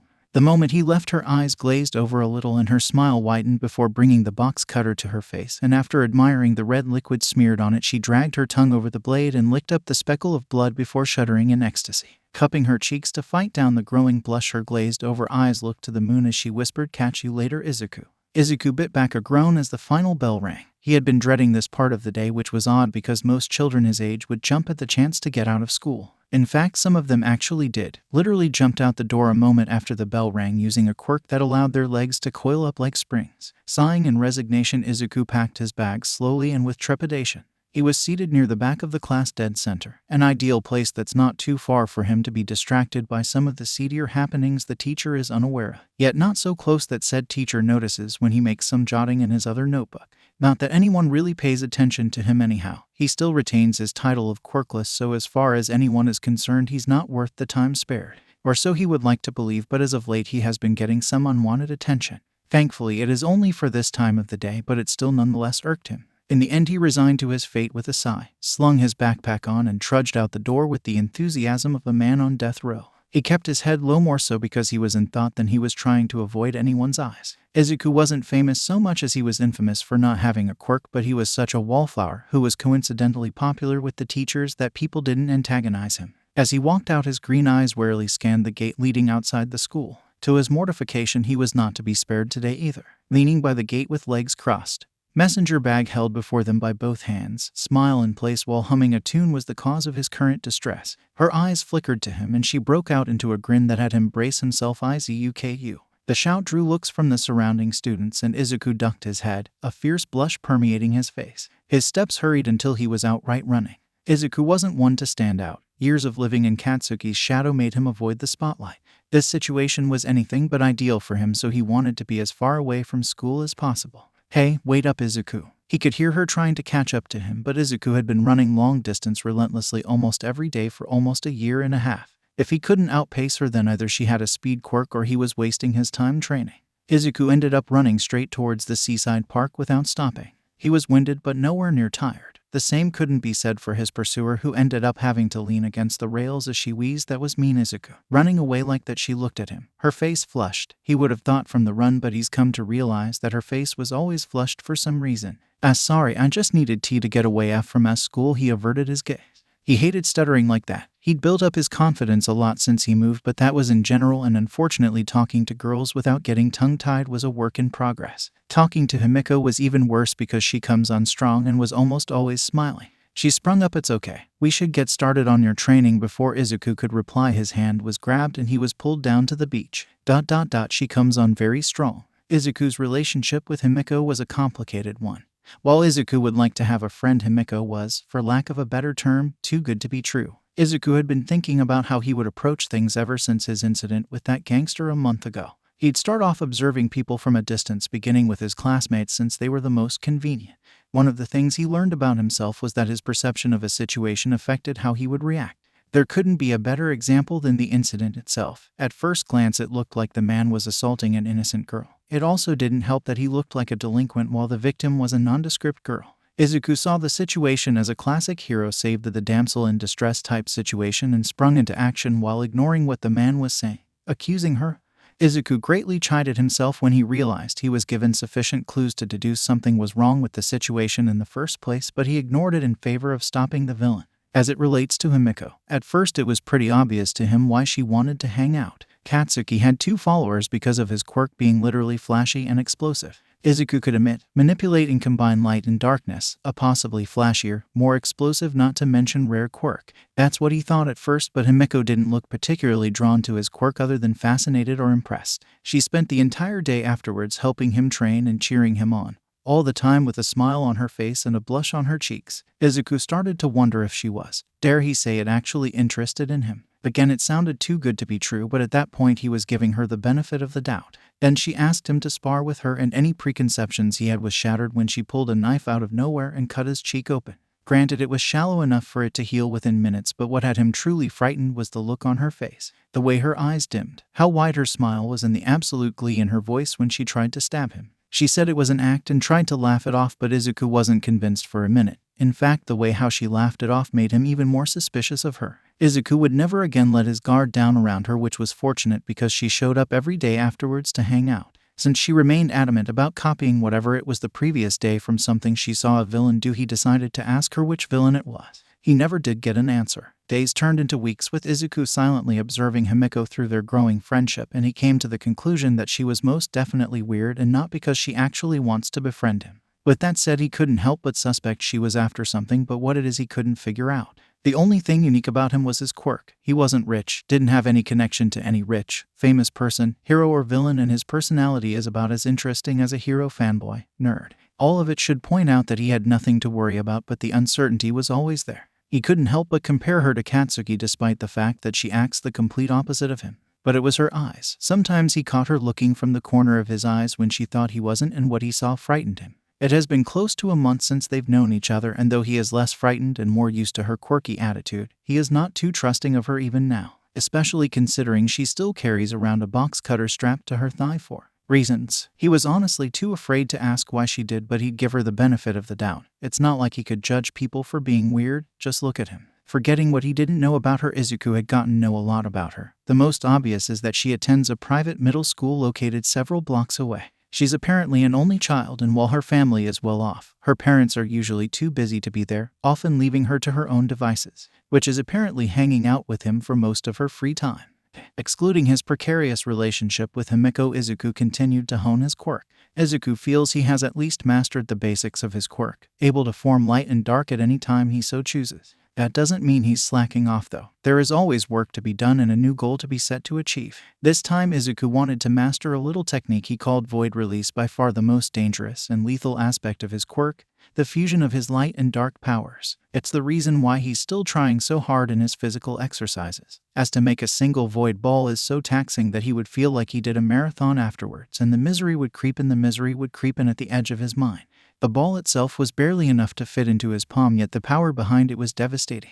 It wasn't that the objects he threw the void ball at were destroyed so much as they ceased to exist. The few times he's tried proved that it was without a doubt the single most unstoppable force since All Might. Nothing was safe. Metal, sand, even the water itself were erased from this world when it comes into contact with it, oftentimes leaving a ball-shaped hole that fills up with water after a few seconds. The true danger and cause for training is its stability. With each void ball, Izuku had about 5 seconds to throw it at something or it would blow up in his face, and considering how things ended up, he did not want to be caught in that explosion. Some people are immune to their quirk's power, but Izuku isn't dumb enough to believe it applied to him. The few close calls he'd had with that particular aspect made him only attempt void control once or twice every few weeks as a measure of his progress. Since it relies on both aspects of his quirk, Izuku could say that it was the best way to do so. It also has the added bonus of clearing away some of the tougher garbage on the beach. Currently, Izuku is proud to say at least half the total garbage on the beach has been cleared. He is also proud to note that he is no longer a walking fishbone, but that was for another time. Still, he gave his arm an experimental flex and felt the modest muscle build up and grinned to himself. Meanwhile, Himiko grinned at Izuku grinning.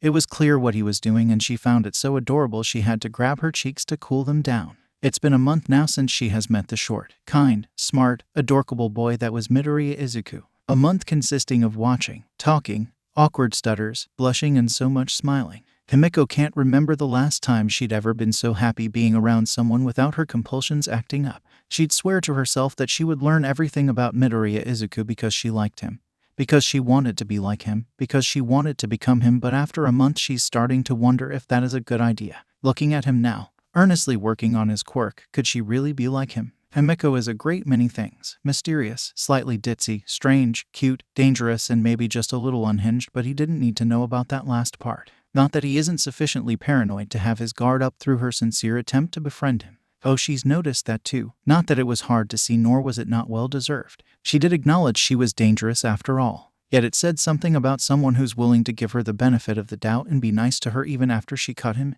She stared dreamily off in the distance for a bit before shaking her head no. Bad Himiko, she chided herself. Now that she thought of it, back then was more of a Pyrrhic victory, since she ended up shattering his tentatively good first impression of her with that single impulsive action. In her defense, she couldn't help it. The thought of seeing him all bloody and damaged after a hard battle still sent a pleasant chill down her spine. For once, Himiko took her eyes off of him and looked to the sky. It's not like I was wrong. She did have a point about combat back then, but it was such a disaster she doubted he could ever trust her to that effect again, which really sucks because she knows it would benefit him, and if he gets a few cuts in the process, then it's a bonus. But how do I convince him? Himiko wasn't as dumb as she let on.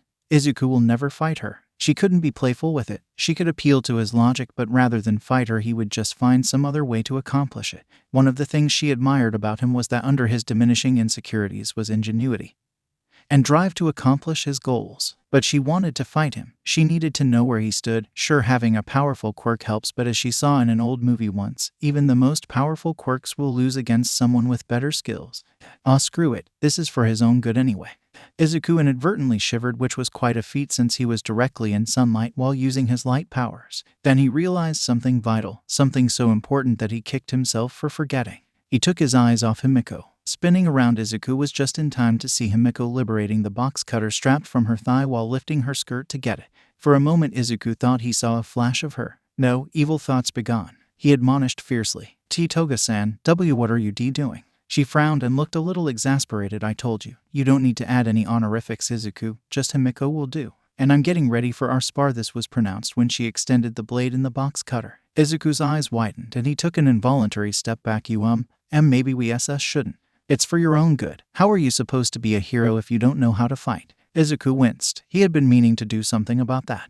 That doesn't mean I have a death wish, he thought, eyeing the box cutter warily. Himiko saw this, and it took a moment before she let out a long "oh" and bonked her head To his shock, she tossed the offensive weapon away and stretched a little before settling into what Izuku would guess was a fighting stance. Okay, I'm ready. Izuku stared at her in confusion. For some reason he glanced behind him as if there was some other guy she was referring to, which in hindsight was a mistake on his part.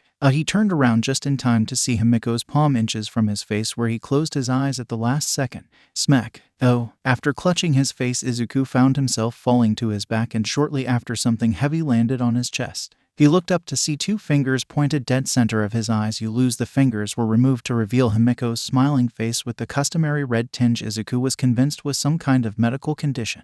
Or maybe she felt the way he did because he immediately noticed their position before his face burned crimson. Sputtering a mile a minute, he tried to extricate himself from under her, but she waved a finger in front of his face. Sorry, Izuku, but I'm a villain, remember? You're a hero, so you'll have to use your quirk to fight me. But she pressed a finger to his lips and adopted a serious expression. Izuku, you can't put off fighting me forever. I mean, the next villain you face might kill you, you know. Izuku paled at her words. It was especially unsettling with how blasé she delivered them. He thought back to his first fight and winced a little bit. Truthfully, that guy wasn't even a villain, just some delinquent, and, in hindsight, he wasn't all that threatening. At least not if Izuku had used his quirk to its fullest capacity. He knew a little better now, but it wasn't anything to brag about, and should something like that happen again. Izuku turned his gaze away for a moment. Face still red but no longer burning. Maybe just this once, he muttered. She fought down the face-splitting grin that gave Izuku nightmares and cheered. Great. Now for your first lesson, try to get yourself free. He didn't have to hear that twice, and it took no time at all, as once Himiko saw his bright green eyes dim and she rolled off of him just in time to escape a shadow tendril. She ran backwards when he pressed the attack to gain some distance. Izuku got up looking a little unsure. Are you sure this is a good idea, Toga or Himiko-san? The pout she was about to give him washed away, and she nodded. Don't worry, Izuku, I'm pretty good with that. She went at him. Izuku sent shadow tendrils at her, but to his shock she deftly avoided them with an unnatural swiftness that has to be her quirk. Now that got the gears in his mind turning at an increased rate. What is her quirk? You're distracted, she said suddenly before him. He raised a shadow shield only to be slapped across the face. Hard. Izuku stumbled, but it provided enough of a distraction for Himiko to throw him to the ground and twist his arm behind his back. Himiko took a moment to look at their position, idly musing about her hasty decision to discard her box cutter, but shook her head. I bet right about now you think I'm using my quirk right. Izuku's curiosity was piqued. Are you? She hummed and thought before close to his ears and whispering, beat me and find out. Himiko could feel him getting warm, and it took a moment to realize that it wasn't just because of her actions. A golden light alerted her, and she attempted a retreat to little effect as she was blasted off of him. Himiko felt a stinging sensation over her torso, but aside from that she was all right. Not for long though, as Izuku started lobbing grenades at her. The first one she manages to dodge. However, it was a flash grenade that temporarily blinded her. With her sight gone, she was left open for another one that blew her back near a pile of junk. Better, she thought, rubbing out her eyes only to hear something land beside her. Himiko rolled a second before the grenade went off, creating a small sand screen in which she used as cover to escape. The moment she was out of sight, Izuku switched to dark control and looked around. The beach was empty. Where is she? He looked again. There were footprints in the sand leading to a tall junk pile where he headed towards warily. Come into my parlor, said the spider to the fly, her voice eerily said. Izuku paused. This has trap written all over it, he thought, looking around, trying to find a trace of her from his spot. What would All Might do? Eventually, he mustered up the courage to pursue her. After a few minutes, he found that Himiko was really good at hiding.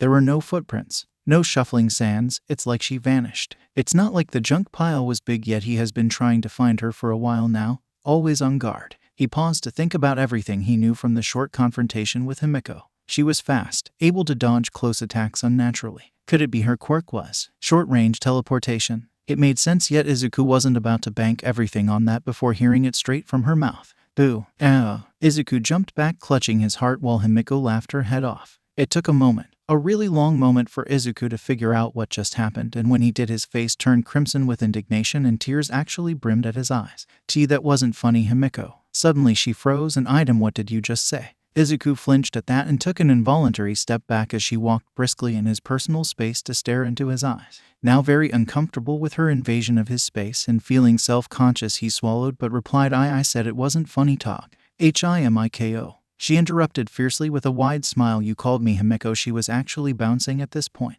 Taking a step back from the suddenly cheerful girl, Izuku had a thoughtful expression on his face. I guess I did. This is cause for a celebration. And before he knew it, she dragged him off again. I never expected my day to end up like this, sitting next to Himiko Toga on the beach of a dilapidated seaside park while watching the sunset and eating crepes. It was so surreal to Izuku for a moment he had to pinch himself to make sure he wasn't dreaming, and even then he took subtle glances at Himiko cheerfully eating her crepe to make sure he wasn't hallucinating. It's no good. Izuku blinked. Huh? Is it no good? He looked to the pastry and shook his head. No, I was just thinking. He then took a bite while mumbling to save himself from speaking anymore. Himiko scoffed. I'll say. They ate in silence for a while, and at the end before they walked their separate ways Izuku made a decision.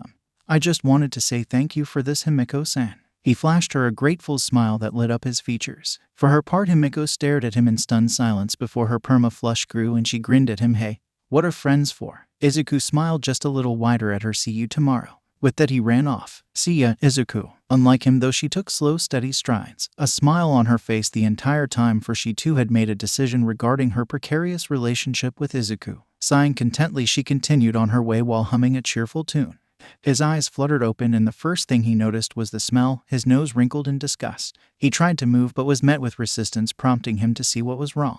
Both his arms and legs were bound to the chair. What the F? He mumbled, throat hoarse. He tried to force his hands and legs but only managed to rattle the chains cutting into his skin. Oh, you're finally awake. He paused. His darted to where the sound was coming from. Who's there? He was met with silence and sweat began to form on his brow. You know who you're dealing with, a hole. I'll effing kill you. Thunk. He stared down at the butcher's knife that was suddenly brought down on his pinky and screamed. Oh, you shouldn't scream so loudly, Yamaha. It's only a finger. The figure walked around to face him. Why you? He said, the fear now palpable. The figure smiled. Let's get you nice and bloody, and brought down the knife again. A shabby-looking apartment complex with some bars on the windows. Walls smeared with some graffiti stood on an equally shabby-looking street filled with garbage. Men of questionable intent stood on the corner with their features obscured by hoods or hats. The alleyways were filled with garbage, graffiti smeared some of the walls, and there was a noticeable gloom about the place. Despite all this, Himiko Toga was in a good mood. She didn't know exactly when it started happening, or even why it did, but she could honestly say she was in as good a mood as she had ever been in a long, long time. The cause of this, as it is with most young preteen girls, it had to do with a boy. A timid, strong-willed, weak, strong, nerdy, and adorable boy by the name of Izuku Midori. Could this be what love feels like? Her cheeks burned at the thought and she could feel the temperature through her palms. It made her giddy with anticipation to see him today. So much so that she was tempted to sneak inside the school and give him a surprise visit. She shook her head at that. No, none of that. Izuku isn't that type of boy. He wasn't like her old boyfriends and he definitely wasn't like him. Yet at the same time she found herself drawn to him even though not much blood has been spilled. Now she's convinced it has to be love. With that thought in mind she happily skipped along. Why do I suddenly have a bad feeling? His eyes shifted to the clock. Oh, it's about that time. About that time for him to go about his training and with Himiko. He gulped at that. There was no doubt Himiko Toga has been a great help this past year, and even though she has her quirks he could tentatively say that she was a friend. A very bubbly and oddly cute friend whom has wormed her way into that position through sheer persistence. And the fact that he still hasn't gotten over his slight stuttering problem with her. Which brings him to his latest dilemma with his sort of friend. Lately it feels like the dynamic in their relationship has changed, and for the life of him he couldn't figure out when, how or why. He no doubt realized he's all but dropped his guard around her, and it's thanks to in part by Himiko herself. Somehow, sometime during their year-long reluctant acquaintanceship turned friendship she changed, and by the gods he can't pinpoint when she did, how she did it and for what reason. Izuku shouldn't have really thought of it as much as he did, but damn did it get to him. Someone who has been analyzing those around him for so long yet missed a change in someone who has been arguably the closest to him since his mother. What the heck has he been looking at all this time? Why am I thinking about this anyway? He asked himself. Then he realized why. Yesterday, by pure coincidence, his mother met them while they were walking together from the halfway mark store. Needless to say, the ensuing conversation was the most embarrassingly awkward and fearful he'd ever had with his mother. Now she expects Himiko to be his girlfriend at some point if she doesn't already think that. Izuku was half afraid that his mother would get the same vibe he did when he first met her, or she'd showed one of her odd quirks. To his surprise, nothing of the sort happened, and that's when he truly noticed the change. It would have been all good for the conversation to have been left off at that point, but his mother was so impressed by her that she invited her to dinner. And that's why he's been thinking of his girlfriend who happens to be a girl. Oh, now she's got me thinking about it. He never pegged his mother for the teasing type, but she shattered that preconception when she milked it with the insinuation when he went home. It was even more surprising because he'd never actually thought of Himiko that way since she slashed his cheek with a box cutter. Yeah, he's not going to open that can of worms after the epiphany he just had. A month into his hand-to-hand combat training with Himiko, and Izuku found that despite his great power and strategic thinking, more times than not Himiko would beat him, sometimes literally. The first time she had him in a sleeper, another time she wrapped her legs around his neck and threatened to strangle him. That was an experience. Of course, she never actually pulled through, but the fact remains that he was still caught unawares, and if it were a villain, then 9 times out of 10 he would be dead. It also didn't help that Himiko was horribly blunt in the ways she could have ended him, and not to mention graphic details that raised a lot of questions he was frankly too scared to ask for some time. When he eventually did ask how she knew all this, she said her family hired an ex-veteran soldier to teach her self-defense. Apparently, the man was dedicated to his job. She also mentioned that he might have been off his medication and that he held some very interesting insights into the art of lethal. Izuku decided not to pry into her life any further. Either way, he decided that a change in regiment was required, as he'll need to have combat training down to not be helpless in a close-range battle. As his frequent spars with Himiko showed, his powers only work for mid to long-range fights. He knew he'd have to change that soon, and changed it he did. Some days Himiko regretted opening Izuku's eyes to his inadequacies in combat situations. Nowadays she saw less of his presence as he devoted the time they would spend at the seaside park to learn martial arts. Something she would have been happy to teach if she actually knew how to teach properly. Luckily, today was not to be one of those days, as she had a surprise in store for him. She smiled as the door opened. "Himiko-san." "Hello, Mrs. Midoriya." Her smile was so brittle that the younger girl could see it from a mile away. "I'm sorry, is this a bad time?" "Well, no, I just wasn't expecting you. It's all right, Mrs. Midoriya." A new voice spoke up, and she made way for a tall man in a coat. "I already said what I came to say." "Thank you, detective." Himiko maintained her expression as the detective gave her a nod, which she returned, and head to the parked car she saw across the street. "Himiko-san, that got her attention. Please come in." The young girl obliged. "I'm sorry about that. I wasn't expecting company so soon." The woman frantically spoke. "Would you like some tea?" "Yes, thank you," she said politely. As Inko scrambled for the kitchen, Himiko took the chance to look around the home. It was average size, if not a bit small, but enough to hold mother and son. She'd seen this place before, but always from afar, and now that she was in it, she couldn't help but feel at home. Her gaze then swept to the woman of the house. Despite being of age, she had a pretty face with a slim figure and straight, long, dark green hair tied into a small ponytail, with the rest just reaching above her shoulder. From the way how she was operating right now, Himiko could also tell where Izuku got his worrywart nature from. Himiko took a sip of tea. "It's delicious." "Thank you, Mrs. Midoriya," she said honestly. The woman managed to smile at the compliment. "You are welcome." Her eyes then drifted to the clock. It wouldn't have seemed like much, except that was the 12th time in 6 minutes she did that, and so Himiko was compelled to ask, "Did I come at a bad time?" No, heavens no, it's just that." She trailed off. "Did it have something to do with that man?" She guessed. At this, Inko sighed and placed the tea down. "No. Rather, it was what he had to say." She looked to the clock again. "What did he say?" Inko drummed her fingers against the teacup she held for a moment before speaking. "A few months ago, Izuku was jogging home late one night when he witnessed a girl being assaulted."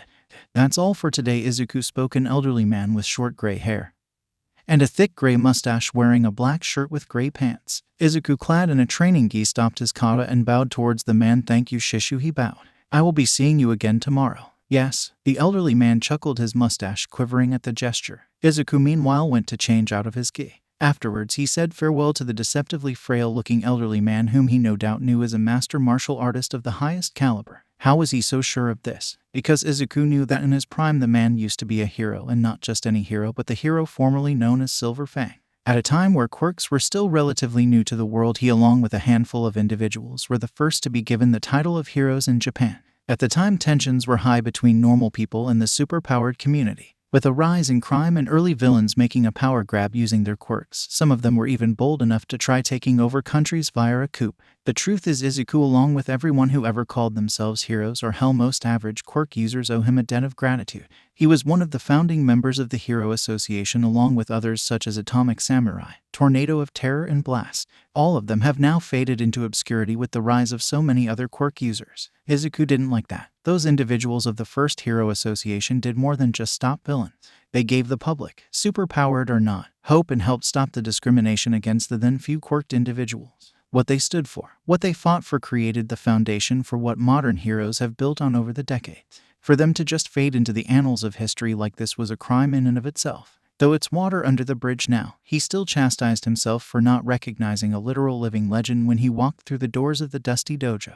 Though once he did, he promptly fainted, and when recovered asked for a lot of things, including his autograph, acceptance into his dojo, and a whole lot more. Back then, the few heroes deliberately chose not to wear masks, only wearing sturdy outfits when they fought crime.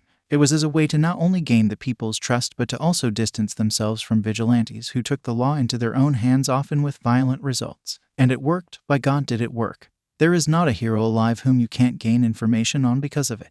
Did it provide a risk to the individual's families? Yes, but there were safeguards put in place that for the most part keep a hero's next of kin safe from a deranged villain willing to use them. That is, if they aren't met with resistance, as no one is without a quirk. To the matter at hand, he felt life dealt his Shishu a bad hand. He is fully aware of the circumstances surrounding Silver Fang's retirement into obscurity, and he understood why he chose to not bring himself any attention. At the same time, Izuku couldn't bear to see the man like this, wasting away in a dilapidated dojo with not a single student to pass on his teachings to. Izuku did want to learn a bit of self-defense to not be caught off guard by an enemy who excels in close-range combat. But he made the decision long ago to become Silver Fang's disciple, become a master of Silver Fang's style that made him, at the time, one of the most formidable fighters in all of Japan and a recognized hero known across the world at one point. Of course, Izuku knew that what he was trying to undertake was a nigh impossible feat. To divide his time between studying for school, training his quirk, and learning an entire branch of martial arts was simply put beyond him. He would have to give up something in order to gain it, and unfortunately that would have to be his quirk training.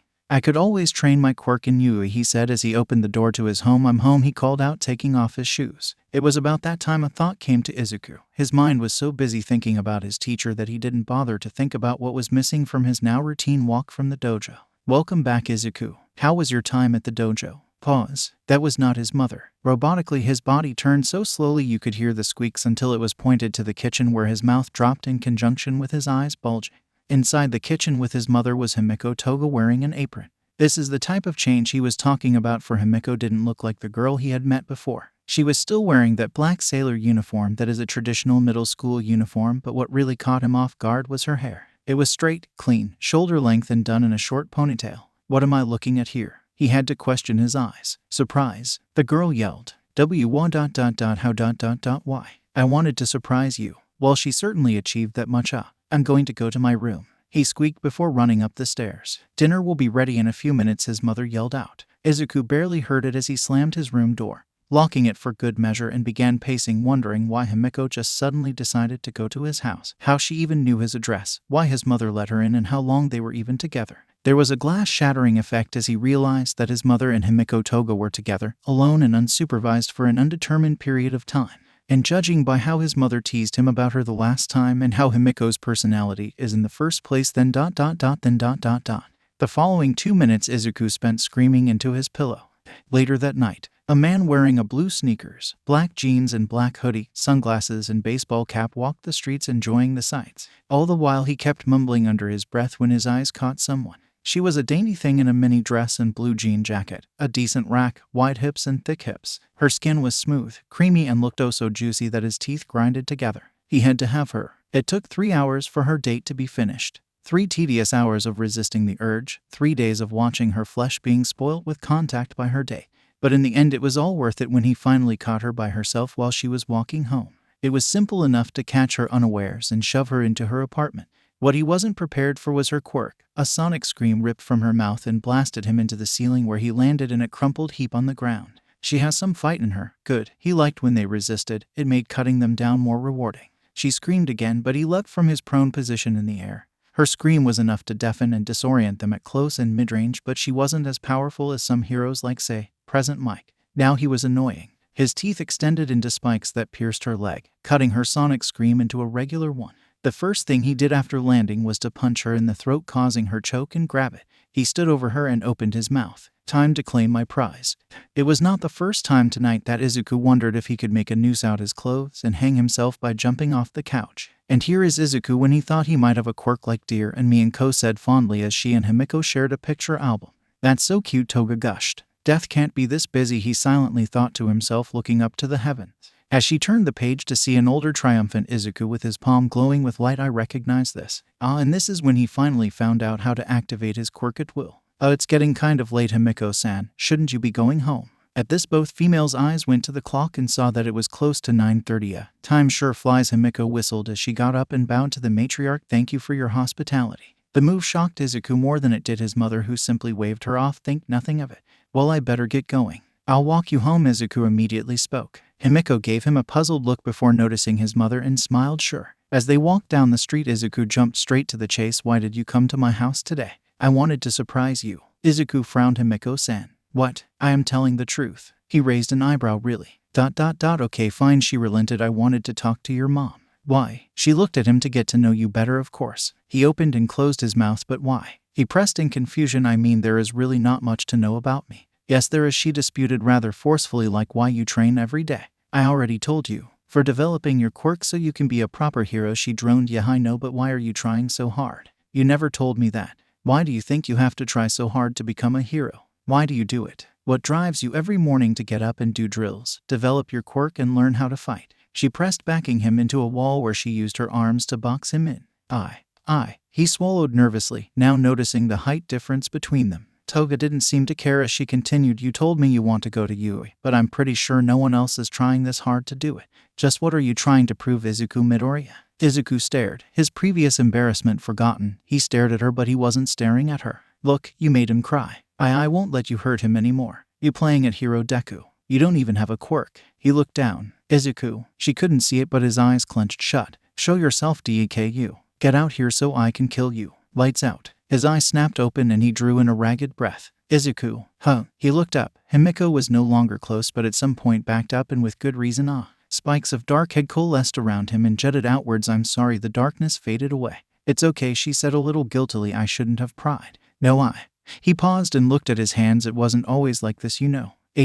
My quirk. It didn't come to me as easily as it did everyone else. I never even realized I even had quirk. No one did so before I found out. Everyone called me quirkless or useless Deku because I was always weak and couldn't do anything right. He chuckled bitterly. Actually, they still do. Himiko frowned. Izuku. Kaken was the one who gave me that name, he interrupted. I know him. Wasn't he your friend? Yeah, he was. He smiled sadly. We both wanted to be heroes like All Might. We were practically inseparable. Then he got his quirk. I didn't, and suddenly he was the center of attention, getting praises and suddenly having a lot more friends. I never really cared much for his quirk. Not really. I admired him way before he ever got his quirk. You admire him? I still do. He chuckled derisively. He always strived to be the best. He never let anyone get in his way, and he had a lot of passion, especially towards his goal. I want to be just like All Might, but Kaken, he wanted to surpass All Might as a hero. I think I was the only one he knew that saw him for more than his flashy quirk. He was just a boy to me, a friend, not some wonder boy. I knew that. He knew that, and because I didn't see him as this unbeatable, insurmountable thing, he started. I don't know, see me as a threat. He took a long pause as if he was thinking of his next words. Yeah, Izuku said, nodding as if confirming. I think. He didn't really know how to deal with someone who just thought of him as a normal person, so he did what he always did with things that bothered him. He lashed out in the worst ways. He bullied me, belittled me, called me names, anything to make me feel inferior to him, and he did it without seemingly any regard for my health. Bastard was the first thing that came to Himiko's mind, and Ko-Obasan told me that they went through a rough patch. This is a lot more than just. I guess I shouldn't have expected any better, he continued. It's just like Kaken to respond physically to anything he thought of as a threat. I didn't get it back then, but I had a lot of time to think about it, ever since I moved here. Mom told you about the fight we had that made us move here, right?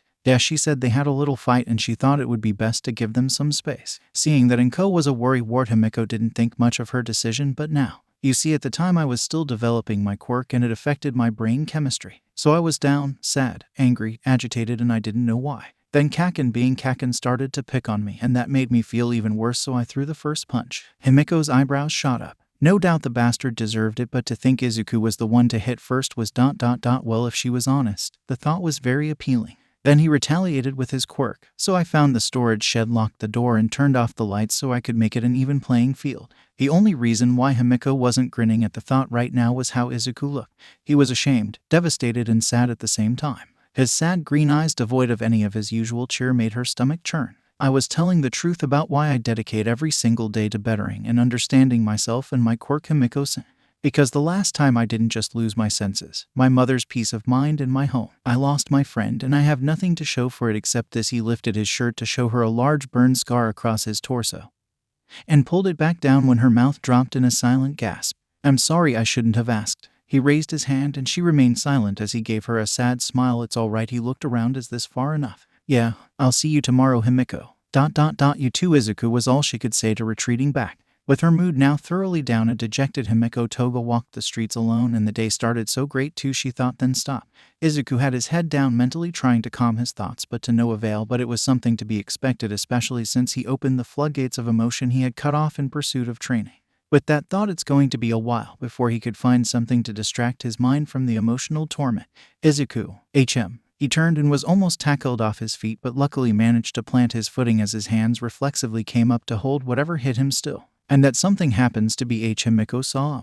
His shout of surprise was muffled by something soft, and when she pulled back, Himiko had Cheshire-like grin on her face. At that point, Izuku was in a suspension of disbelief so badly that he didn't even realize what happened until she said the 10 words that would forever change his current life onwards. I like you, Izuku. Will you go out with me? ... As far as distractions for the heart go, this is about as good as he'll get. Meanwhile, show yourself, Deku. Get out here so I can kill you. He turned to see the boy next to the switch. Lights out.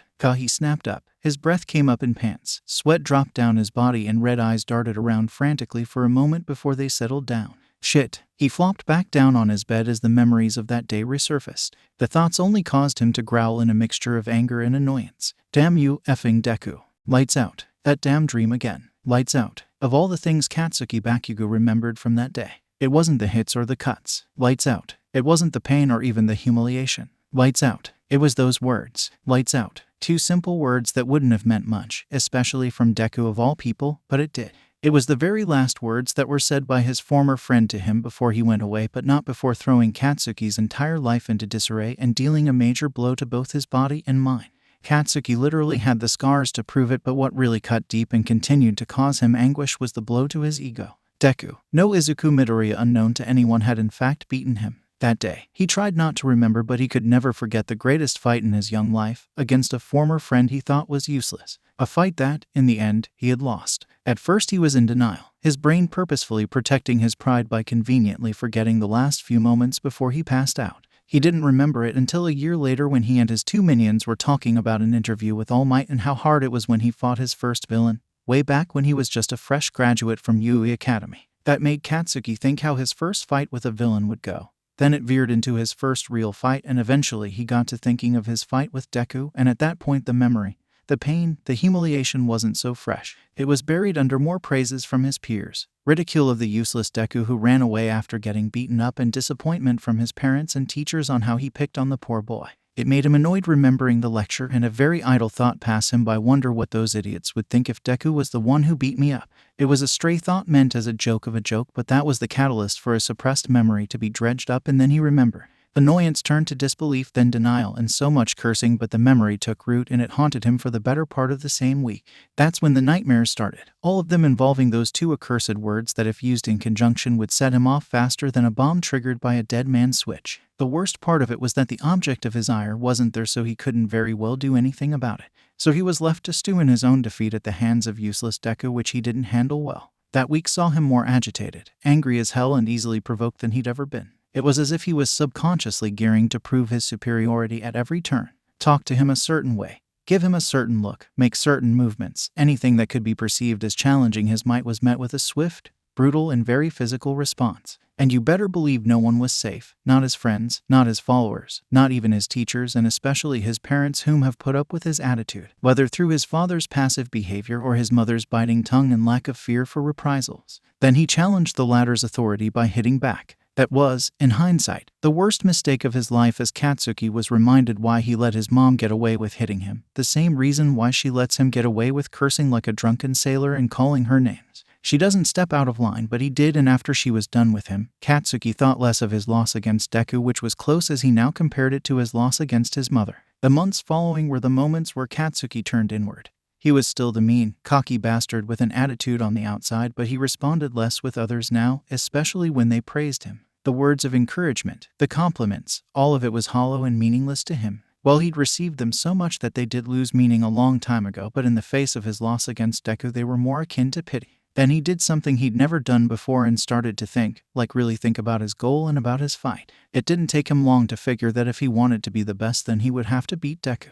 Should those ever be uttered, then he would either be a laughingstock or be congratulated for the funniest joke of the year. So for a while he remained quiet, and through his introspection he started thinking more about the boy known as Midoriya Izuku. He's under no illusion that Deku didn't actually want to, or rather he did not plan to fight him that day. Really, it was Katsuki's fault for pushing him, but can you blame him? Deku never fought back, and once upon a time when he did, he was too pathetic to do much. So how did he manage to win? Simple, Deku was, as much as it pained him to admit, smarter than him. It reflected in his grades, and though no one gave him any credit for it, Katsuki actually respected him a little because of it. He could acknowledge that much. He knew what Deku wrote in his little black notebook too, or at least from the few times he got a glimpse at it. They were ideas, musings, plans or what have you, of different quirks, their strengths, weaknesses, possible counters and so on. Katsuki has no doubt that somewhere Deku kept a profile of him. After all the times he's used his quirk against him, who wouldn't in his situation? Also, Deku is the only one who knew him as a person, as a friend. It took longer to admit, but Katsuki realized that of all the persons he knew, Deku was the one he most perceived as a threat, and it showed in his fight. He won't even go into his quirk or whatever the hell that was inside the storage shed. Izuku had him dead to rights, and he suspected that the only reason why the guy passed out too was due to lack of stamina. Deku was just weak like that. So what did he learn from his introspection of the whole ordeal? Deku is a crafty son of a bitch, who used his perceived weakness to lure him into a false sense of security, lead him into an obvious trap, and proceeded to concoct a plan which he crudely executed. The worst part of it was that it was on the fly, completely unexpected, and Katsuki fell for it beautifully. Now Deku was gone, having stripped him of his belief as being the best and the chance to rectify it by challenging him again. Of course he could seek him out, but his parents aren't in as much contact with Inko anymore, and even if they were, they wouldn't tell him their address, which leaves Katsuki by himself. Now what was he supposed to do? Katsuki thought of it for a while. Now that Deku, the only person who he had perceived as a threat, was no longer there, he had nothing to challenge him anymore. The indignity of his loss aside, Katsuki felt a sense of emptiness. What should he do now other than sit back and wait? The answer was so simple, and yet it came to him during a conversation with his mother at a time where he was simply lost on what to do with himself. Predictably, his mother was all over his lazy ass, complaining about his lack of productivity. And through her tirade, the only thing that registered was his name.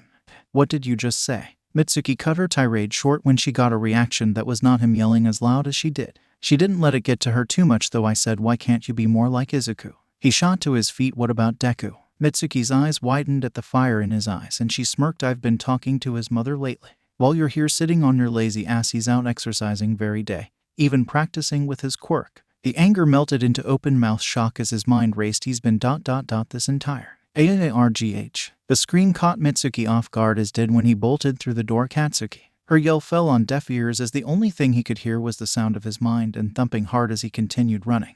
He knew not the destination, but he just kept running. He's been training. This entire time Deku has been training.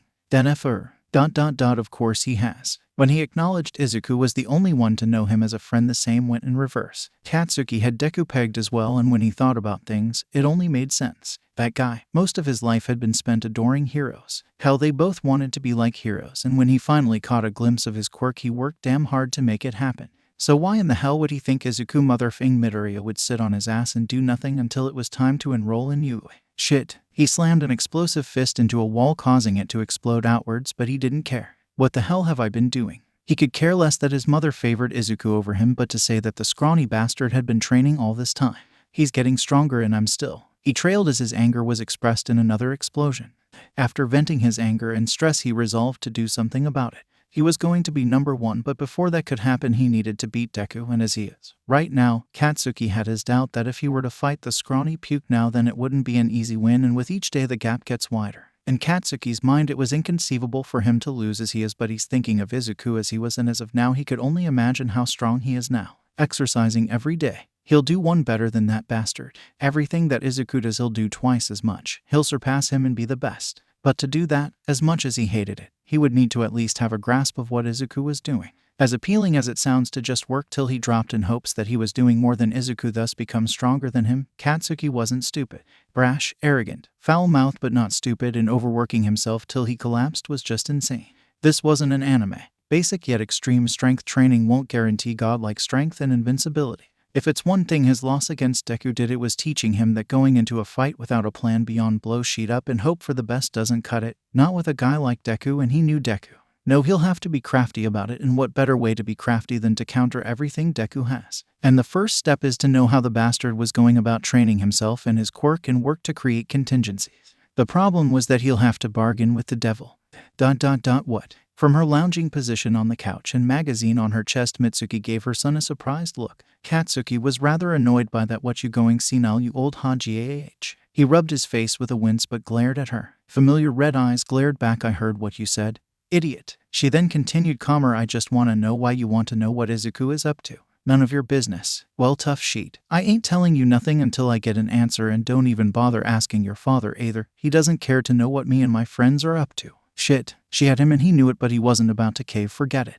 Mitsuki simply shrugged. "Sweet yourself." Katsuki decided to wing it in the end. Lots of running, push-ups, sit-ups, and drinking plenty of juice. Days turned into weeks, turned into months, and the entire time he'd hear himself asking the same question.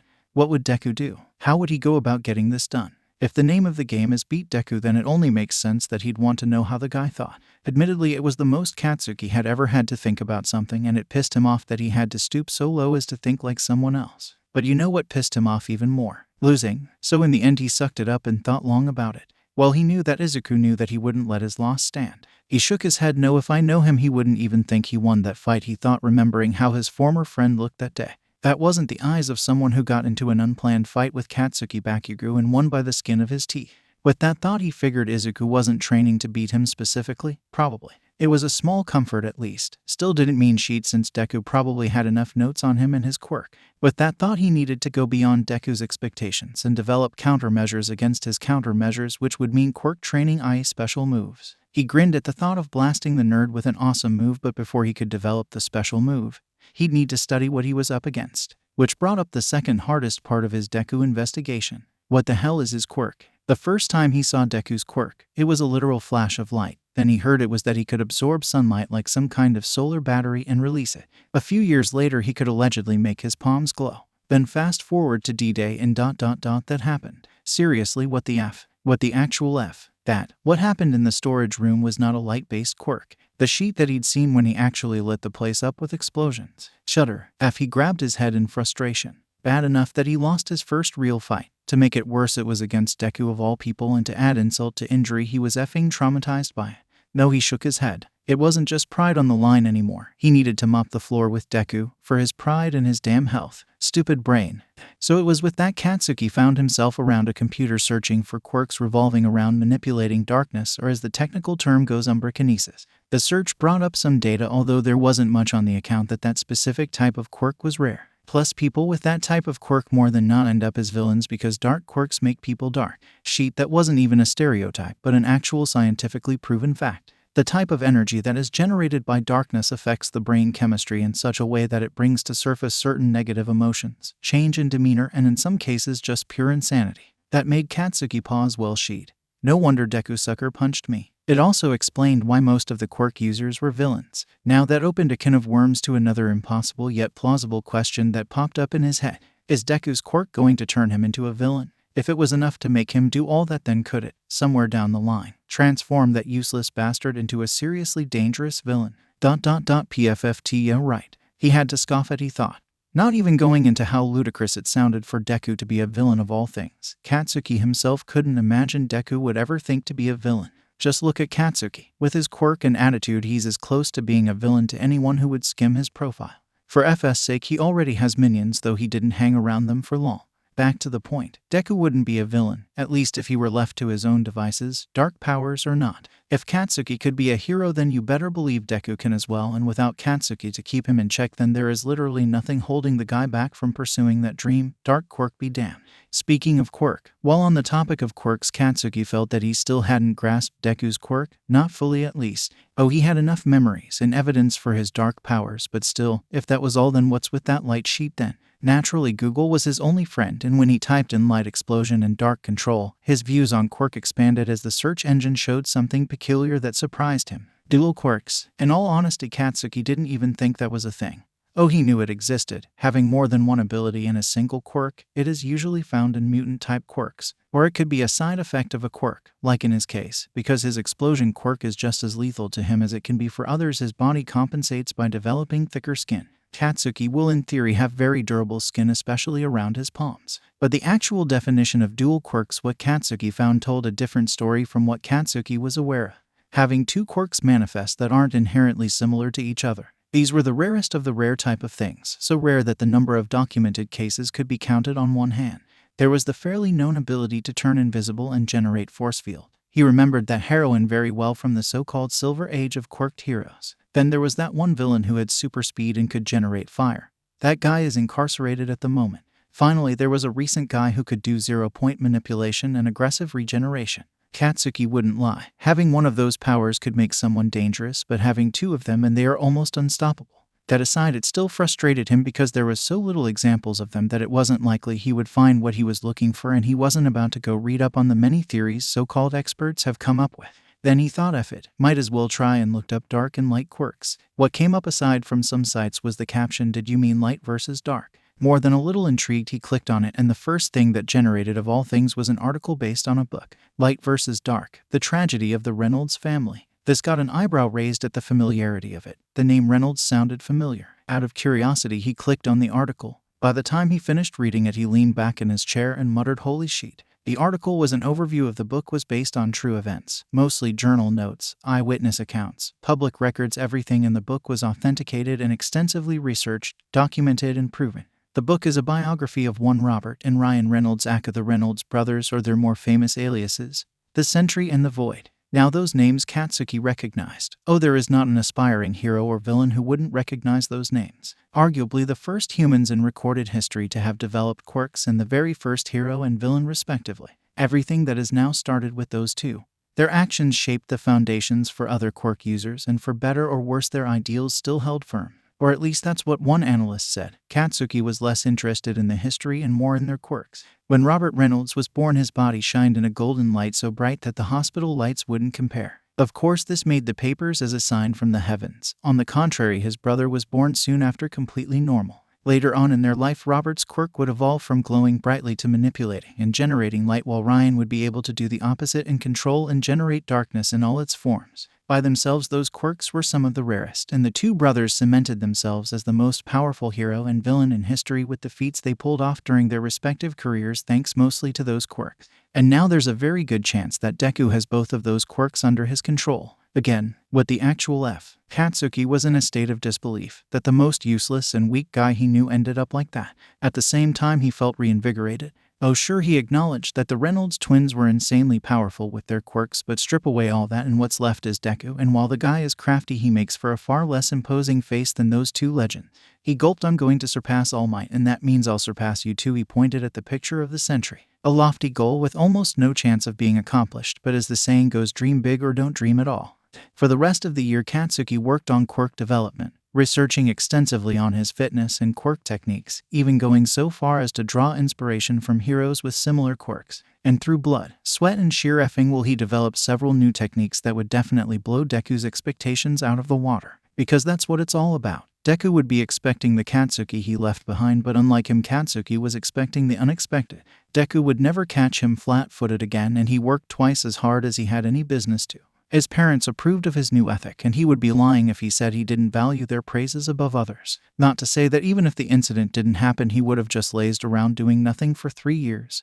No. Katsuki actually had it all planned out. Exercising, quirk and combat training, then some studying to top it all off. Katsuki is deathly serious about being the best and will quite literally destroy anyone who stands in the way of that. Really, the only thing that's changed in that regard is the amount of load he placed on himself, and of course his new immediate focus, defeating Deku.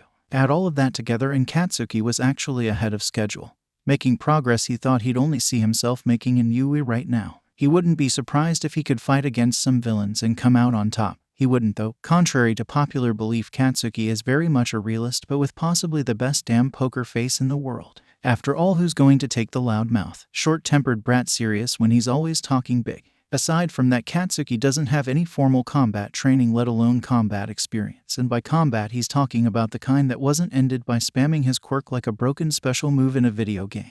Now that he thought about it, he hasn't gotten into a fight that didn't end with him simply blowing his opponent up since Deku.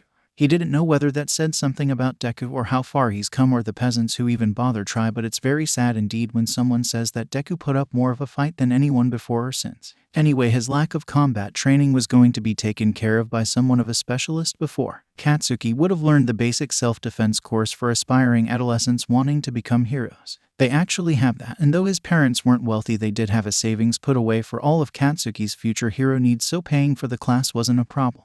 At least it wasn't before, but after taking and subsequently acing that class, Katsuki was still left unsatisfied. Sure, he learned a lot of basic combat moves, but they were just that, basic, and he would more than likely have to rely on his quirk plus additional training at Yui. It seemed that the class itself was more for getting used to actually being in combat situations and not lock up than for practicality. It pissed him off, and he complained very loudly and incessantly about it, which did let him blow off some steam but still left him with a problem. He needed training, combat training, martial arts training. At last one came up from the back of his mind when he was going through his father's DVD collection on one of the more boring days. For a pussy, his father liked his action movies, but it didn't really stuck until he got wind from his mother that Deku was on the hunt for dojos. The look on his mother's face when she let that one slip wanted him to do unspeakable things, but he let it go in favor of mulling over the new information. Katsuki knew for a fact that Deku wouldn't be finding any dojos, and he knew that Inko wouldn't be able to afford a private instructor. What really had him was that the guy would even think of that. Then there's the other information of a friend helping him practice. Deku got himself a training partner. Shit. As much as Katsuki was content training by himself, he could recognize the benefits of having a sparring partner as opposed to being alone. Deku is humble and open enough to have included a like-minded person in his training, but not Katsuki. First of all, he didn't acknowledge anyone in his class in the school to be near enough to his level to allow such a thing. Even if he did, then they would have to be able to keep up with his kind of training, bear with his attitude, and be tough enough to withstand him. That lowers Katsuki prospects to a partner to be a strong and stubbornly persistent person who is invulnerable to explosions and insults. So in short, a crazy motherfucker, and Katsuki don't deal with crazies. As for the dojo bit, Katsuki knew that after quirks became widespread, such things like martial arts and self-defense became outdated in the face of having superpowers. Only the wealthier ones managed to maintain their standing, but only in the form of private tutoring where they teach their styles in coalition with someone's quirk. In most cases, a reputable dojo would contract with an organization to teach its members their art. Katsuki knows for a fact that China's Hero School did this, not just as a lucrative business, but it's also encouraged by the government in order to preserve a piece of their culture. It's a wonder why China has one of the lowest villain sightings in the world, to the point where their heroes actually migrate. Japan's government tried to do something similar, but by the time it was implemented, most of the dojos had already shut down. And the people just weren't interested in the martial arts anymore, despite the boon it would give to its heroes. It shouldn't have been that much of a problem, but the downside is that it's more expensive, especially if it's to be done by a private citizen as opposed to sponsored ones. That's what he managed to find out after some research, just to get a better understanding of Deku's prospects. With that said, Katsuki wasn't interested in martial arts per se, and by that he meant like the ones in movies, you know, flips, kicks, throws, chops, and all that. As tempting an aesthetic as being like Jackie Chan would be, he's smart enough to know his quirk and fighting style wouldn't mesh with that type of fancy fighting. Oh no, he knew which martial art he should use to best maximize his particular set of skills, and lucky for him this one isn't extinct or specialized. The moment he entered through the door, Katsuki could tell he walked into the right place. Exercising equipment of all types were in a designated area. Mats and lots of punching bags of different types were also present, but at the center of the area was a boxing ring. Katsuki couldn't help it. He grinned at seeing two men duke it out in a no-quirks brawl. Now this is what I'm talking about. With the rise of quirks, certain sports began to lose their appeal to the general public. It's the reason why the Olympics eventually became defunct and replaced with quirk-centered events hosted by major hero schools or organizations around the world, which include Yui, of course. The only sports to survive this were mostly contact sports that could be adapted with quirks and of course have an audience that watch for more than just entertainment. Boxing is all of that, and while it isn't as popular as it once was, it has adapted into this modern-day society. Out of everything, Katsuki couldn't see Deku doing boxing. It's one of those few things that doesn't take quirks into consideration at first glance, especially projection-type quirks. That would mean Katsuki's quirk wouldn't matter here. No one would sing him meaningless praises at this place. That was all right though. He was big enough to do boxing, probably even go pro if he wanted, but he'll go as far as he can until Yui or graduation. For now though, he will focus on the task at hand. Hey old man, you looking for a new member? A semester and 2 months into his second year passed since he joined the local gym. Turns out Katsuki was a prodigy at the sport. Hell, he's even fought in some matches, 3 in fact, against older, more experienced boxers, and won all of them with a knockout.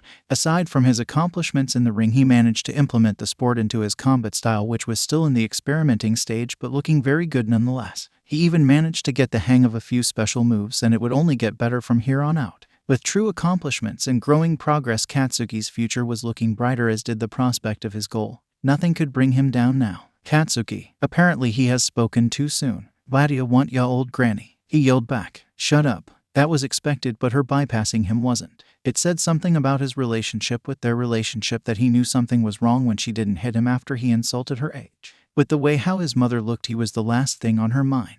What the hell is going on? His voice was naturally harsh, but lost most of its bite. He was curious. Her mother threw on a coat and grabbed her car keys. There was a villain attack. Inko and Izuku are in the hospital. Katsuki's normally hot blood froze at the news, and he raced out the door behind his mother. All the while his mind tried to wrap itself around the situation, then swearing bloody murder against the sheet-stained villain who'd attack Inko and Deku if he failed to protect her. Yellow eyes watched with rapt attention mixed with awe at the spectacle before them. Sitting on the tatami mat with legs folded so as to not appear indecent, Himiko watched the two figures dance in a complex series of punches, kicks, palm strikes, blocks, evasion, redirection, and all manner of other techniques she had really only seen in kung fu movies. As expected, Izuku gives his all with everything. Whether it's mastering his quirk, studying heroics, training for combat, or even a simple date, Izuku tries to give 110%. When she said combat experience, this wasn't what she meant, but only Izuku could take learned self-defense and turn it into become a kung fu master. Speaking of, looks like the spar is about to end. Spar would be too kind of a word, though this was more like a brutal practical lesson. For a kindly-looking old man, Silver was old school with the lessons, like really old school. At a certain point in a disciple's training, they would have an evaluation, and since Izuku was the only student, the teacher took it upon himself to personally evaluate the boy. By having a spar that incorporates everything he's learned these past several months and brutally exploiting any flaws or weaknesses while giving harsh commentary. Nice evasion. With a front kick which Bang easily blocked, Izuku gained some distance before settling into a stance, one which Silver copied. She should be protesting this, but not fast enough. This time he went on the offensive, and he only managed to get a single fist out before it was deflected. A moment later, a kick hit the back of his knee, forcing him into a half-kneeling position with a single leg. That same leg came up and smacked him in the side of the face, forcing him to stumble back again and somehow managed to block a third side kick before getting hit on the shoulder. Oh. She has a vested interest in Izuku being hurt. Your stance is too stiff. Silver kicked his shin from under him, causing the boy to fall. He used the momentum to do a roundhouse kick which missed its mark by a mile sloppy, and before he could even properly stand, Silver delivered a chop to his chest that made him hit the tatami. Izuku tried to kip up quickly to catch him unawares, but was stomped back down when Silver performed a spinning axe kick to the chest.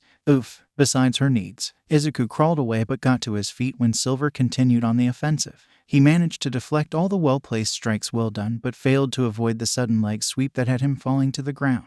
Someone is going to have to nurse Izuku back to health. Said boy rolled away and to his feet, but again went on the offensive with noticeable sluggishness. Useless. Silver slapped away his hands and delivered a palm strike to his face. Izuku, who was barely even standing, actually spun from the momentum of the strike before dropping like a tree that's been cut down. And that's my cue. Izuku. She rushed over to his side with handkerchief in hand and laid his head on her lap, then began wiping away the blood with a concerned expression. Did you have to hit him so hard, old man? She said bitingly. We already know you're better than him. You don't need to remind us. Silver rolled his eyes. It wasn't that bad, and he could heal those minor injuries in mere minutes. Besides, he stroked his chin a little while looking at his disciple. Both of you shouldn't be complaining since you both get something out of it. He gave her a look that conveyed his unsaid words. You get to nurse him back to health, and Izuku has the privilege of being cared for by his girlfriend. Himiko clicked her teeth in annoyance. TCH. So he saw through me after all. At that moment, Izuku must have realized the soft sensation under his head wasn't a pillow and sat up with a groan out. It's okay, I learned that sensei has to hit me at least that hard, or else my quirk would just revitalize me and the fight would end up getting dragged out unnecessarily, like last time. Himiko frowned and gently forced his head back to her lap. Well, I'm sorry if I worry about you, Izuku. Then she swooped down like a hawk and her lips caught bruised injury that just so happened to have a blood stain. When she came back up, the bruise and blood was gone. They're all better. She smiled a bit widely. Now I just have to get the others. The kiss must have did more than cure his boo-boo, because Izuku sprang up with a shout. That's all right, Himiko. He held his hands up front while backing away slowly. This did little more than amuse the blonde, whose expression took on a teasing tone. But Izuku, my way is a lot more fun. Gulp. And I'll make sure to get every spot. She licked her lips in a way no minor should be able to. And no words could describe the white noise static that was Izuku's mind in that moment. I'll remind you too that there are no illicit behaviors allowed in my dojo, Silver remarked dryly while walking away. Himiko looked at the man's back with irritation before looking back at Izuku, except he wasn't there. Where? He left when you took your eyes off him. There was a breeze and Himiko's head turned to door in time to see it slam shut. His recovery time has increased, Silver noted as he stared at his watch. Himiko simply giggled into her sleeve and followed after him. A sigh of content escaped his lips as Izuku let the rays of the almost setting sun shine down upon his now exposed torso. He'd done it so many times that he could almost feel every moment of the gradual change of his body as it heals itself. Izuku was pretty sure he could estimate how long it would take to heal a particular damage. He plopped down onto the ground then winced. The bruises were healing but slowly, especially since the sun is in its early stages of setting. Oh, Sensei really did a number on me. Well, what did you expect when you told him you couldn't handle it? He jumped at the close proximity of the voice and yelped when a hand pulled him back down to the ground, except instead of feeling the floorboards it was a soft cushion that Izuku recognized as Himiko's supple thighs. And soon enough the aforementioned girl came into his view. Himiko looked down with a small grin, feeling better. A little, he stammered, relinquishing eye contact. He didn't get up though. No, he found some time ago that Himiko liked skinship and giving lap pillows as much as any teenage boy would like getting one from a cute girl. And though it's sort of embarrassing, Izuku couldn't deny he very much liked Himiko's lap pillows. He would have liked it better in private, but that's just the kind of person his girlfriend is. Oh, was it failed to mention that Himiko is officially Izuku's girlfriend? His mind pondered this as she ran her hand through his curly green-tinted hair while humming. This is nice, he thought, and very much needed, especially after the anxiety-induced few weeks he has been experiencing. It all started after the fateful night of Himiko's confession and his subsequent acceptance to start dating his friend. His mother had given the news that Detective Tsukachi visited her in the day and told her that Yamaha, the boy whom he mistakenly attacked, was found dead in his home. Izuku later found out much later that the police found him drained of almost all his blood, which was missing. That raised his paranoia through the roof, and he kept his head on a swivel for days, going to school and coming back home, which was inconvenient since he literally just got a girlfriend. It wasn't long until the paranoia was toned down, thanks mostly to Himiko herself, who worked wonders in calming him and his mother down.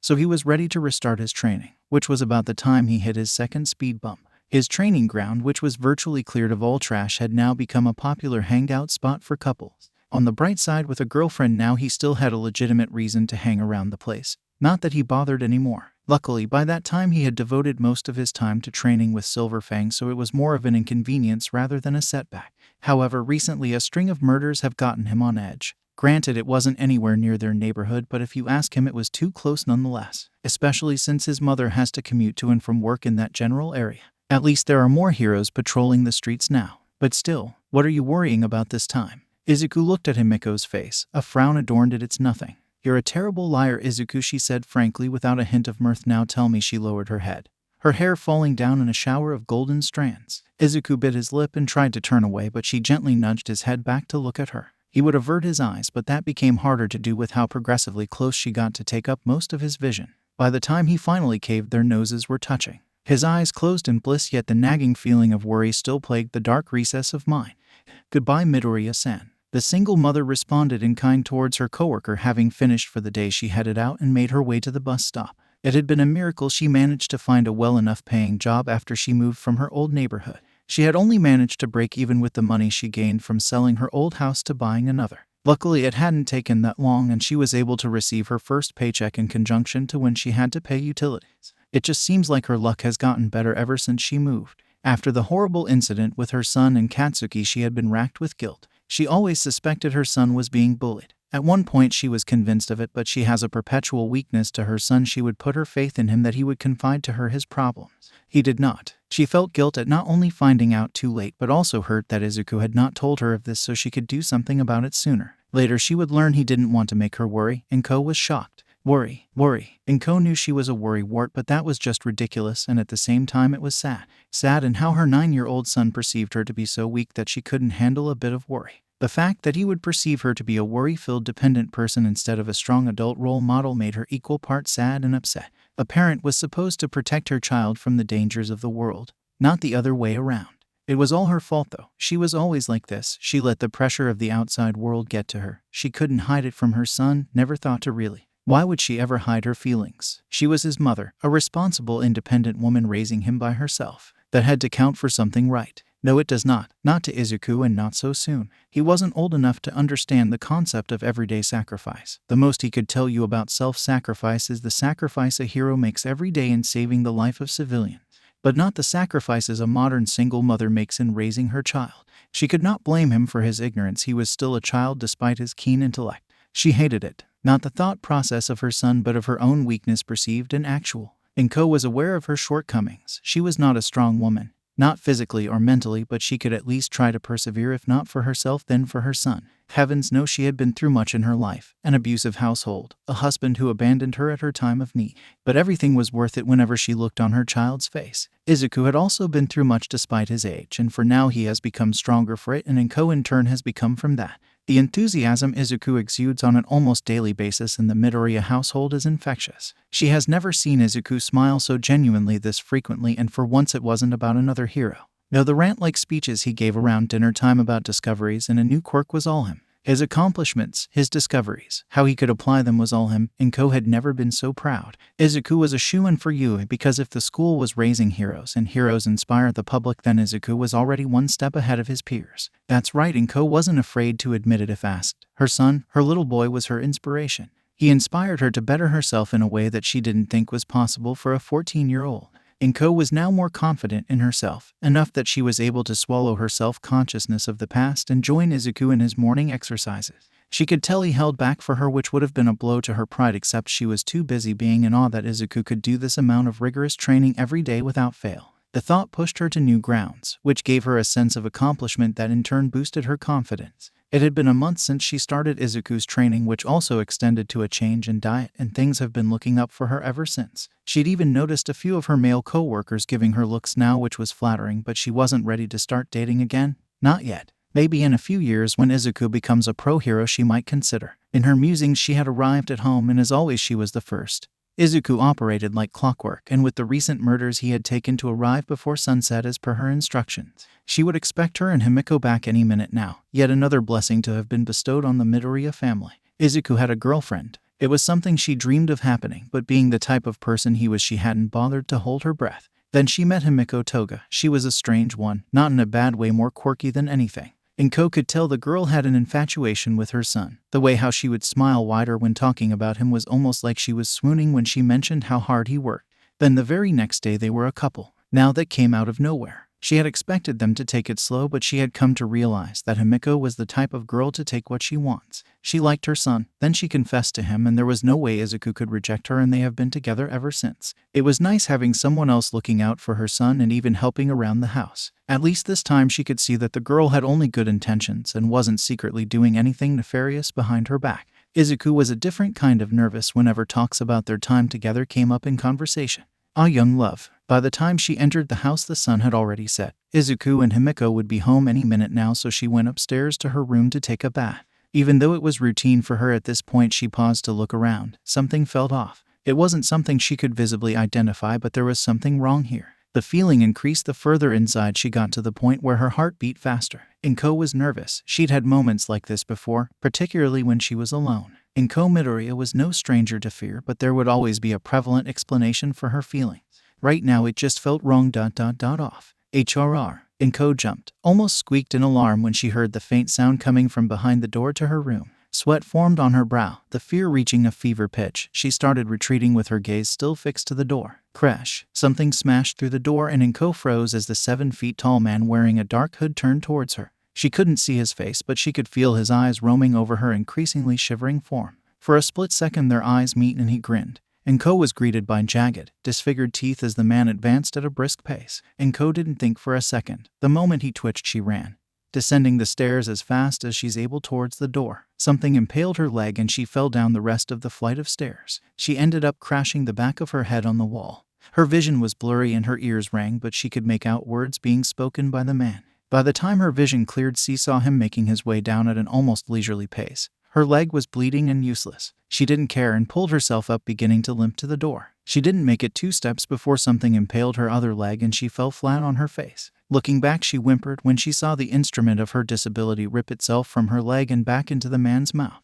It was a tooth. He was using his teeth to attack her. Flesh. So. Pretty. She heard him growl. Tears started running down her face as she made to crawl away. The path to the door, not more than 10 feet away, seemed to stretch on for miles. Her palms were impaled next, and a scream tore through her mouth. She felt several more of his teeth impale her body, causing her to lose her voice. The combination of pain and unbridled fear caused her mind to slowly shut down to preserve itself. Show me more. Flesh. So. Pretty. Inko fell unconscious in a pool of her own blood. Himiko and Izuku walked hand in hand with a smile on their face and skip in her step, at least in Himiko's case. Izuku was still recovering from the passionate makeout session Himiko instigated in the backyard of the dojo. He didn't really know how much time had passed. One moment they were watching the evening sun, the next thing he knew the sun had gone down and Silver was in the process of throwing them out his dojo. So it was that Himiko started to basically lead him home while he sorted his mind out. Months of dating and he still couldn't get used to some of his girlfriend's quirks, but in his defense her kisses were frequent and frankly out of this world. It's now a known fact at school that he has a girlfriend, which is inconvenient because a lot of people kept hassling him about it. Apparently it was against the laws of nature for a quirkless loser to have a girlfriend, let alone a cute one. And they made sure to confront her on that. Since he's Deku, then it means he must have an angle ... lies, money, blackmail, etc., as if he could even do any of those things to Himiko. He went to defend himself, but Himiko beat him to the punch, and the looks on their faces when she was finished tearing into them verbally was something that would forever be ingrained in his memory. Priceless. Also the look on his face when she capped her award-winning speech with a deep kiss in front of the already broken boys would be something forever ingrained in their memory. Also priceless, at least for a while anyway. Izuku wasn't afraid to demonstrate the fruits of his training if the need arises, which thankfully didn't. The one silver lining about this school compared to his last was the zero-tolerance policy it held when it comes to quirk abuse and bullying. They tried to get him outside of the school in some misguided revenge plot, but that plan went south when Himiko gave them the look. Even Izuku was scared of the look, and why shouldn't he? Himiko can be scary when she wants to be. Speaking of, Izuku had noticed the gradual slowdown of their trek the closer they came towards the house. Then they stopped as Himiko took the time to observe the building. All the lights were on, nothing seemed out of place, but Himiko still looked suspicious. Himiko, something's wrong. Her eyes narrowed as she approached. Something stinks, she thought, actually smelling the air lightly like. Without another word, she ran the rest of the way with Izuku following close behind. Himiko, what's wrong? She didn't answer, and instead opening the door. Both teens froze at the sight that greeted them. Inko Midoriya laid sprawled on the ground with her eyes closed. A hooded man in dark clothes hovered over her. His long, jagged, disfigured teeth were covered in blood. Izuku froze in shock and fear as the man regarded them. Himiko, on the other hand, acted immediately. Her expression blank, she leapt across the room and landed a flying kick across his face. He flew with the force of her impact, and Himiko landed. Izuku, get her out of here, she shouted, reaching for her thighs only to curse as her box cutter was not there. It hasn't been for weeks now. Her eyes drifted to the kitchen where she knew the cutlery was located before cartwheeling away from a string of teeth that seemed to follow her. Don't get in my way. I want to see her innards, the man shouted. Himiko ignored his crazed outburst and made her to the kitchen, only to be barred by several rows of teeth that sprouted jagged spikes in her direction. Himiko backflipped away, though she got nicked on her arm and chest. The wounds were superficial though, so she paid them no mind as she now had another problem. The man isn't as stupid as she thought. Damn it, I'm no good without a weapon, she cursed, leaping back only to hit a wall. With trepidation, she realized the man had her covered on all sides. A bead of sweat rolled down her face as she saw the crazed look of manic glee and hunger in the man's eyes. Let me see your insides, he drooled, and the teeth surrounding her speared forward. Not a moment later, they were all smashed apart by a giant black tentacle that swept the room and coiled around the man. Himiko's shocked gaze instantly turned towards Izuku, and she gasped. The very air around him was warping, twisting in black like a stain on white. His eyes were a dulled black green. Izuku. Himiko felt a shiver go down her spine when their eyes met. Then he looked down at the motionless Inko before uttering two words that had her suppress another shudder. Take her. Then all hell broke loose. The lights were the first to go, the bulbs within the vicinity spontaneously exploding in a shower of glass and sparks. The second thing to happen was for the man to retaliate, or try to anyway. Izuku pulled him close and with a giant fist made of shadow punched him through the room. Izuku followed after him deeper in the house in a concentrated swirl of darkness that seemed to swallow the lights as he glided towards the maniac. Himiko didn't think twice. She went to Inko's side, ignoring the sounds of battle, to check on the woman's injuries. Shit, he severed an artery in her leg. That seemed to be the source of most of the blood on the floor, but it wasn't the only one. There was a large cut on her back near her spine that looked to have been carved out. I want to see her innards. The words echoed in her mind and she scowled. That bastard. She wanted to kill him. She wanted to stab him with a butcher knife so many times, not even for the blood, just to see the light leave his eyes. There was a louder crash and Himiko left Inko for a moment to see that both Izuku and the maniac were gone. She could faintly hear sounds of conflict outside. Taking a deep breath, Himiko forced herself not to pursue. Izuku can take care of himself. She went for the phone but hesitated upon picking it up. Himiko had an abhorrence for police, but a quick glance to the dying woman on the floor made her change her mind. Meanwhile, Izuku felt like a third wheel inside his own body. The moment he saw his mother face down in a puddle of blood, something in him snapped. It all went downhill from there. His mind became semi-lucid, darkness creeped at the edge of his vision, yet his body moved of its own volition.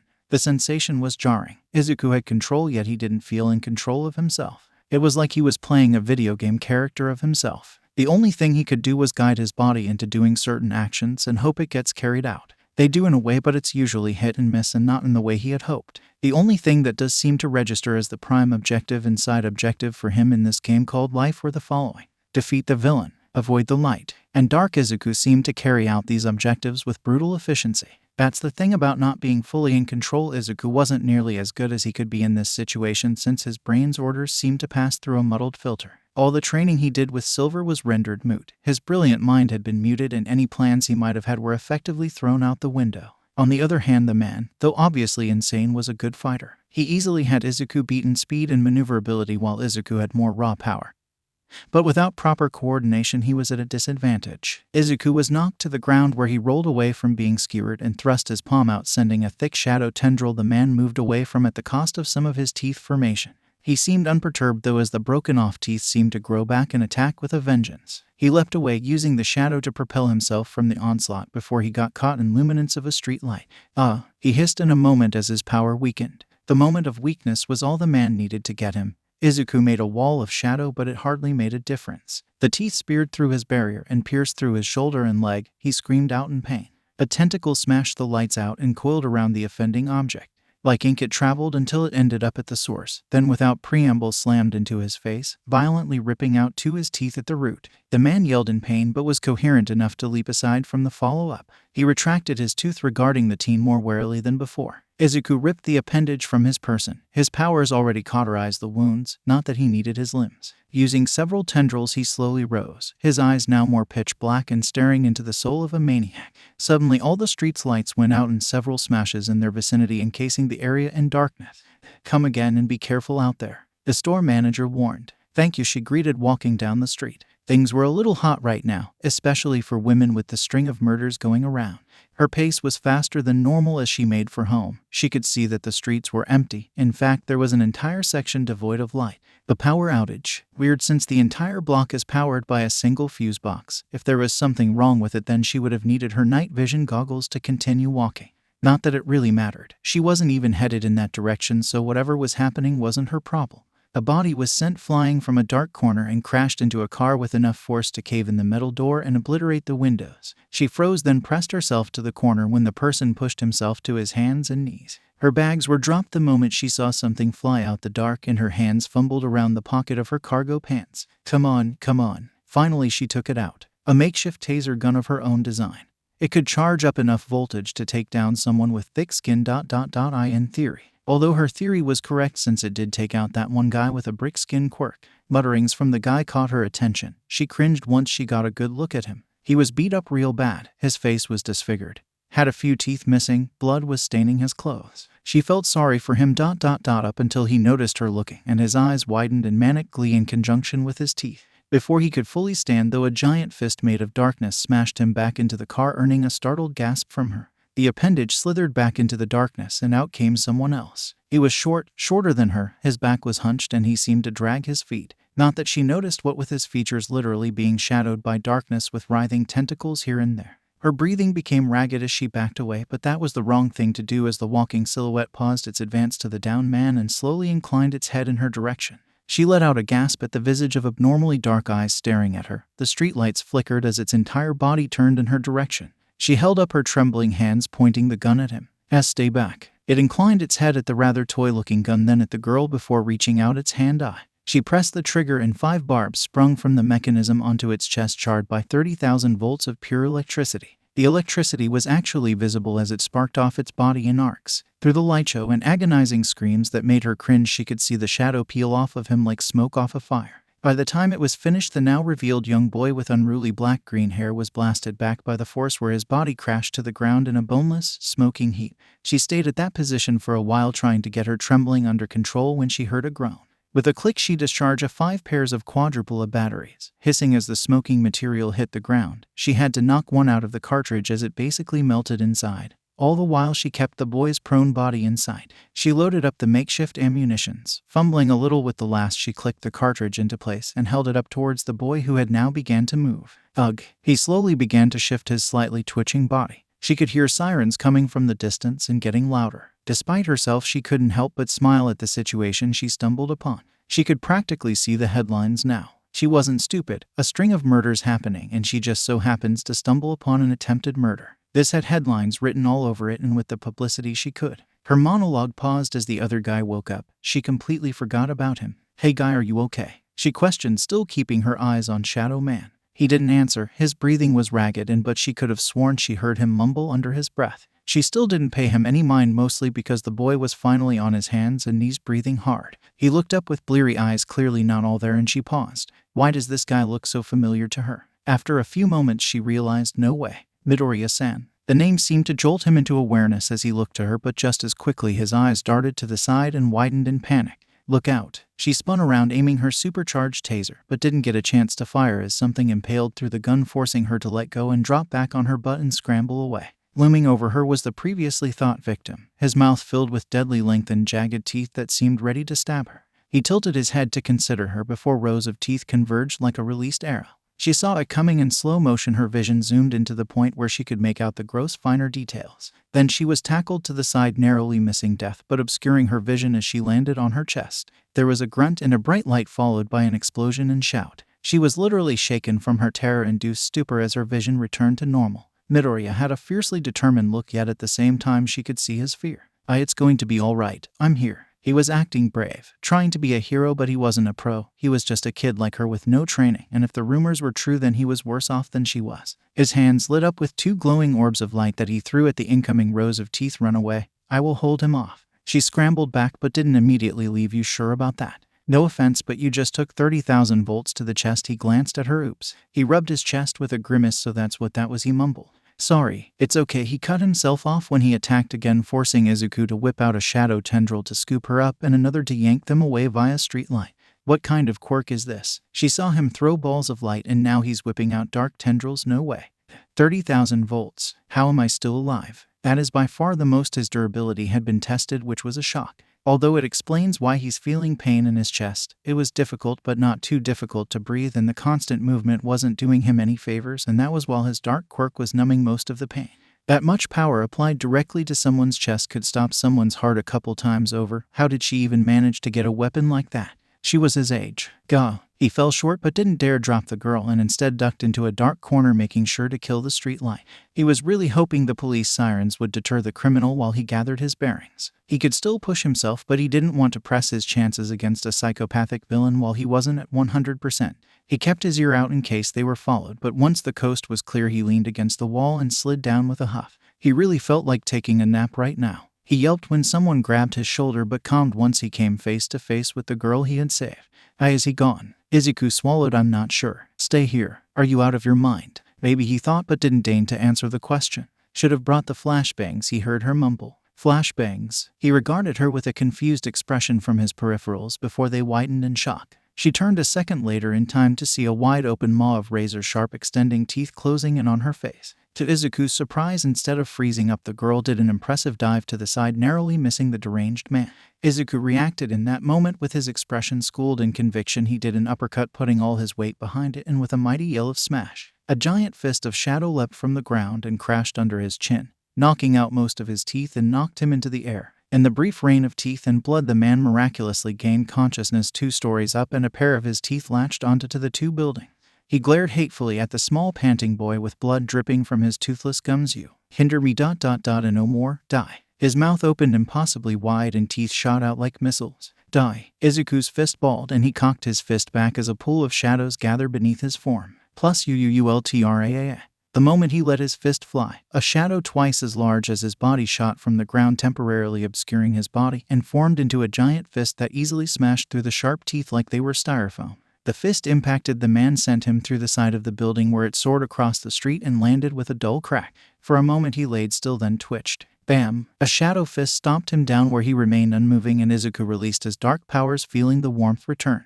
Is it over? Izuku nearly jumped at the voice, but was truly too tired to react much. I think so. He turned to look at the girl. Are you all right? I'm fine, but the girl looked him up and down. You don't look so good. He didn't feel so good either. The edges of his vision were growing darker. I thought you didn't have a Quirk. Hey. The remark sounded sarcastic, but at that point Izuku was too far gone and he fainted.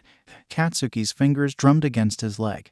He was anxious and just a bit scared. He hated that fact. Fear wasn't something Katsuki was accustomed to. Oh, he had a taste of it in his younger years, and that one isolated incident with his mother not so recently, but nowadays Katsuki would usually curb stomp his fear into the ground and double tap it with an explosion to make sure it knew its place. Now the son of a beach was back with a vengeance, and this time Katsuki didn't have the means to put it down. It's not like his fear was a person or object he could fight, kill, and it's not like it was internal so he could rationalize. No, the worst kind of fear for someone like Katsuki Bakugo wasn't fear for himself, it was fear for someone else. Beyond those doors leading to the ICU, and Midoriya was in the middle of surgery. Apparently she suffered from some few yet lethal. She lost a lot of blood, had internal bleeding, and Katsuki would rather not think of the exact details. And during all this Katsuki noted that Izuku wasn't there with them in the lobby, but Katsuki wasn't too worried about him oddly. That idiot was probably in another room being treated for stupidly trying to protect her from the villain. He wasn't surprised that his guess was partly right, and Izuku was in fact unconscious in another room in a separate wing being treated for his injuries and exhaustion from overuse of his quirk. Katsuki didn't go to see him because he's pretty sure if he did see Deku's face he would most likely finish what that villain started. It didn't matter that Izuku not only stopped but defeated a villain, psycho, serial killer, cannibal, and it didn't matter that he managed to save another civilian while he was at it. What did matter to Katsuki was that the little effer left Inko bleeding out on the ground of his living room to do it instead of calling the cops. If Katsuki was being honest, he felt disappointed and confused, but mostly pissed he would do that. Just left his own mother to go be a hero to someone else. What the F? This was all explained to him by his mother after her inquiry to the lead investigator, the would-be victim, her parents, and Izuku's girlfriend. What the F? Katsuki had no business prying into someone's romantic life, but that particular revelation made the man pause, and at that moment he felt the universe shift right around him. Now that conversation took place roughly an hour ago. The girl Deku saved was long gone, and since Katsuki absolutely refused to see him, he has been stuck waiting in the lobby. Up until a few minutes ago, his mother and Deku's girl were with Deku. He said a few minutes ago because they had seemingly gotten tired of seeing his sorry ass. In reality, visiting hours were about to be over and they wanted an update on Inko. Thankfully, the doctor informed that she was now stable and will make a recovery, physically. Inko, in Katsuki's opinion, was an emotional mess most of the time and is the one person they knew who was even worse than Deku. If her son getting into a dangerous fight was enough to have her move as far from the neighborhood as feasibly possible, then how much worse would she be after almost getting killed? Katsuki cursed under his breath. This family was going to be death of him. It's terrible. Katsuki red gaze turned to the only other teen presumably his age. Deku's girlfriend, he reminded himself. Then there was that feeling of how wrong that felt, or maybe it was just her. Looking at the girl now, tall, blonde, and fairly pretty with worry in her yellow slit-like eyes, Katsuki was genuinely surprised that this was that idiot's choice for a girlfriend. If one were to ask him on a very, very, very good day who he thought someone like Deku would end up with, then Katsuki would probably answer he'd go for someone like his mom or someone like my mom. No, he does not have a complex with mothers or mother types. It was simple psychology from what he has observed from types like Deku. The only female he was remotely comfortable with was Inko, so it was reasonable to say he would seek out a meek girl who fusses over everything like her. Or if he was a glutton for punishment like his father, then he would attract someone like his own mother, someone who wouldn't put up with his crap and straighten him out. Though that could be 50 over 50. For some inexplicable reason, in spite of his mother's attitude, his father somehow had her wrapped around his finger despite being a complete pussy. He would never understand girls, and at this point he didn't care to anymore. Speaking of girls, she had been staring at him for a while now, and it was starting to piss him off. What are you looking at? He snapped. He gave her credit for not flinching like most would. Instead, she gave him an appraising look before she spoke. Izuku was right about you. The F is that supposed to mean? He demanded. She answered nonchalantly, oh, nothing. She looked to the sky in a whimsical manner. I should go now. Places to be, someone to see with. That she took on a leisurely stroll, humming a tune while her hands flexed behind her back. Katsuki felt a tingle go down his spine at the last word as she departed. She wasn't normal, not like a regular girl should. At least he's sure regular girls don't react the way she did towards him. Somehow Izuku had detracted from his expectations yet again. It was an insignificant thing, but this girl was anything but. There was something decidedly off about the girl who claims to be Deku's girlfriend, if that is even true. Hey, she paused and looked over her shoulder curiously. Just who the hell are you anyway? He wasn't expecting her to smile at him. I'm Izuku's girlfriend, of course, she answered as if she was talking to a child. I want a name, damn it. he snapped, getting more and more pissed at not being taken seriously, at being underestimated, at Himiko Toga. She answered easily, though with finality, as if she expected that he would acknowledge her. He didn't. Katsuki spat at the side and turned his back to her, obviously finished with the conversation, though she wasn't apparently. Bye-bye. Katsuki almost rolled his eyes at the childishness in her voice. Kaken. Katsuki froze in place. No one, absolutely no one, called him that name since kindergarten. The childish nickname had been lost to the ages, and frankly it felt insulting to be called such. He hadn't been a kid for a long time. The only person who he would allow to get away with it were his family, and only the older ones, Rinko, and by grudging extension once upon a time Deku. For her to call him that, and in such a way that it sounded intentionally mocking, was an affront to his pride. There was no question who she had learned that nickname from, and he could swear he heard the little sheet laughing to him now. The thought made his palms started sweating in preparation for an explosion. His expression had a nasty snarl as he whipped around, ready to show her just why Deku had moved away from their old neighborhood. He wouldn't hurt her, of course, but he would renovate that smirk off her face for sure. Except that he didn't. Couldn't actually, because Himiko Toga was nowhere in sight the second it took for him to turn around after she spoke, not 10 feet away from him. Katsuki's bewildered expression slowly melted away as he straightened his posture and looked around. There are a number of definitively plausible reasons why she could up and disappear, but Katsuki refused to dwell on them. He wasn't about to spend any more of his energy thinking about Deku or his girlfriend. Inko was safe. The criminal was caught, and Deku would live to be defeated by him another day. Everything was as it should be. The next day, the villain serial killer, dubbed Moonfish, responsible for a string of recent murders, was found dead this morning in his containment cell. The inmate who was slated for death row was discovered by the escort security team with his throat and wrist slashed. Sources in the coroner's office confirmed that the cause of death was severe blood loss. One of the officers on duty for the night watch was allegedly found unconscious outside the facility, having apparently been knocked out with his personal effects being stolen.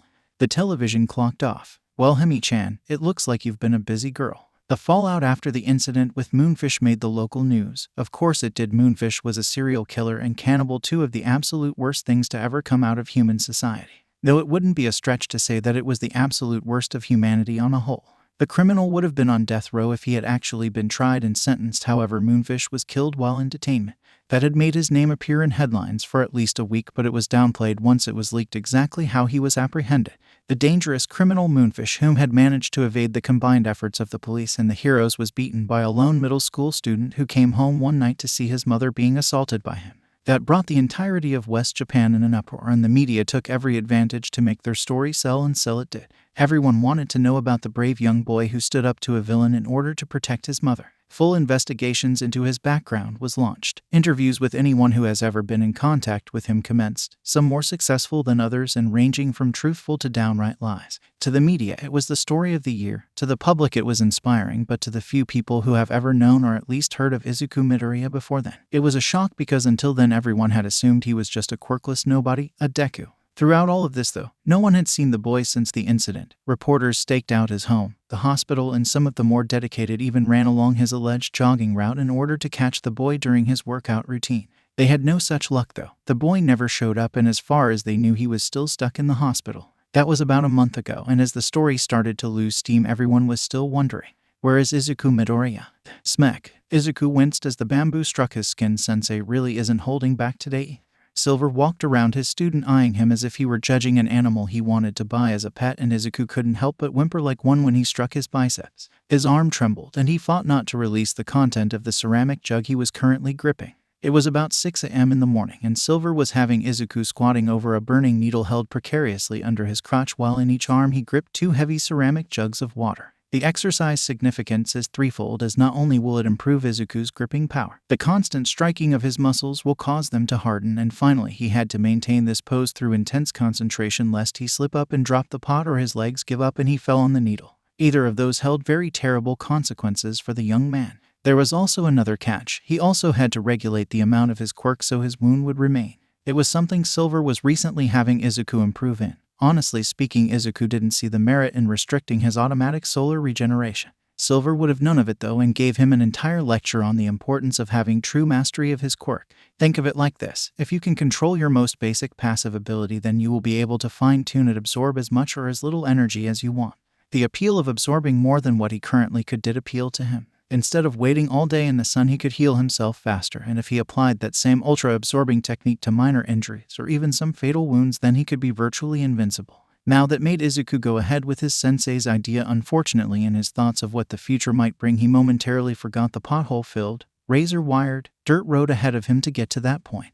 But just as he said to himself when he laid sprawled out in various forms of exhaustion not too long ago, it will all be worth it. Smack. Izuku's body trembled, then stilled, his energy revitalized by his quirks, passive yet forcibly restrained by his will to a degree where the angry welts were still visible. It will be worth it, it will be worth it, it will be worth it. Yet again his mind wandered to ignore the pain and piercing gaze of his sensei. For the rest of his break, Izuku decided to move into Silver's dojo for the time being, both to escape from the reporters and as a way to keep his mind and body preoccupied from thoughts of his mother and what could have been. Midori and Co, while alive, was still hospitalized pending a full recovery, thank the gods. She had gotten medical leave with pay and her hospital bills were being covered by a mysterious benefactor known simply as SF.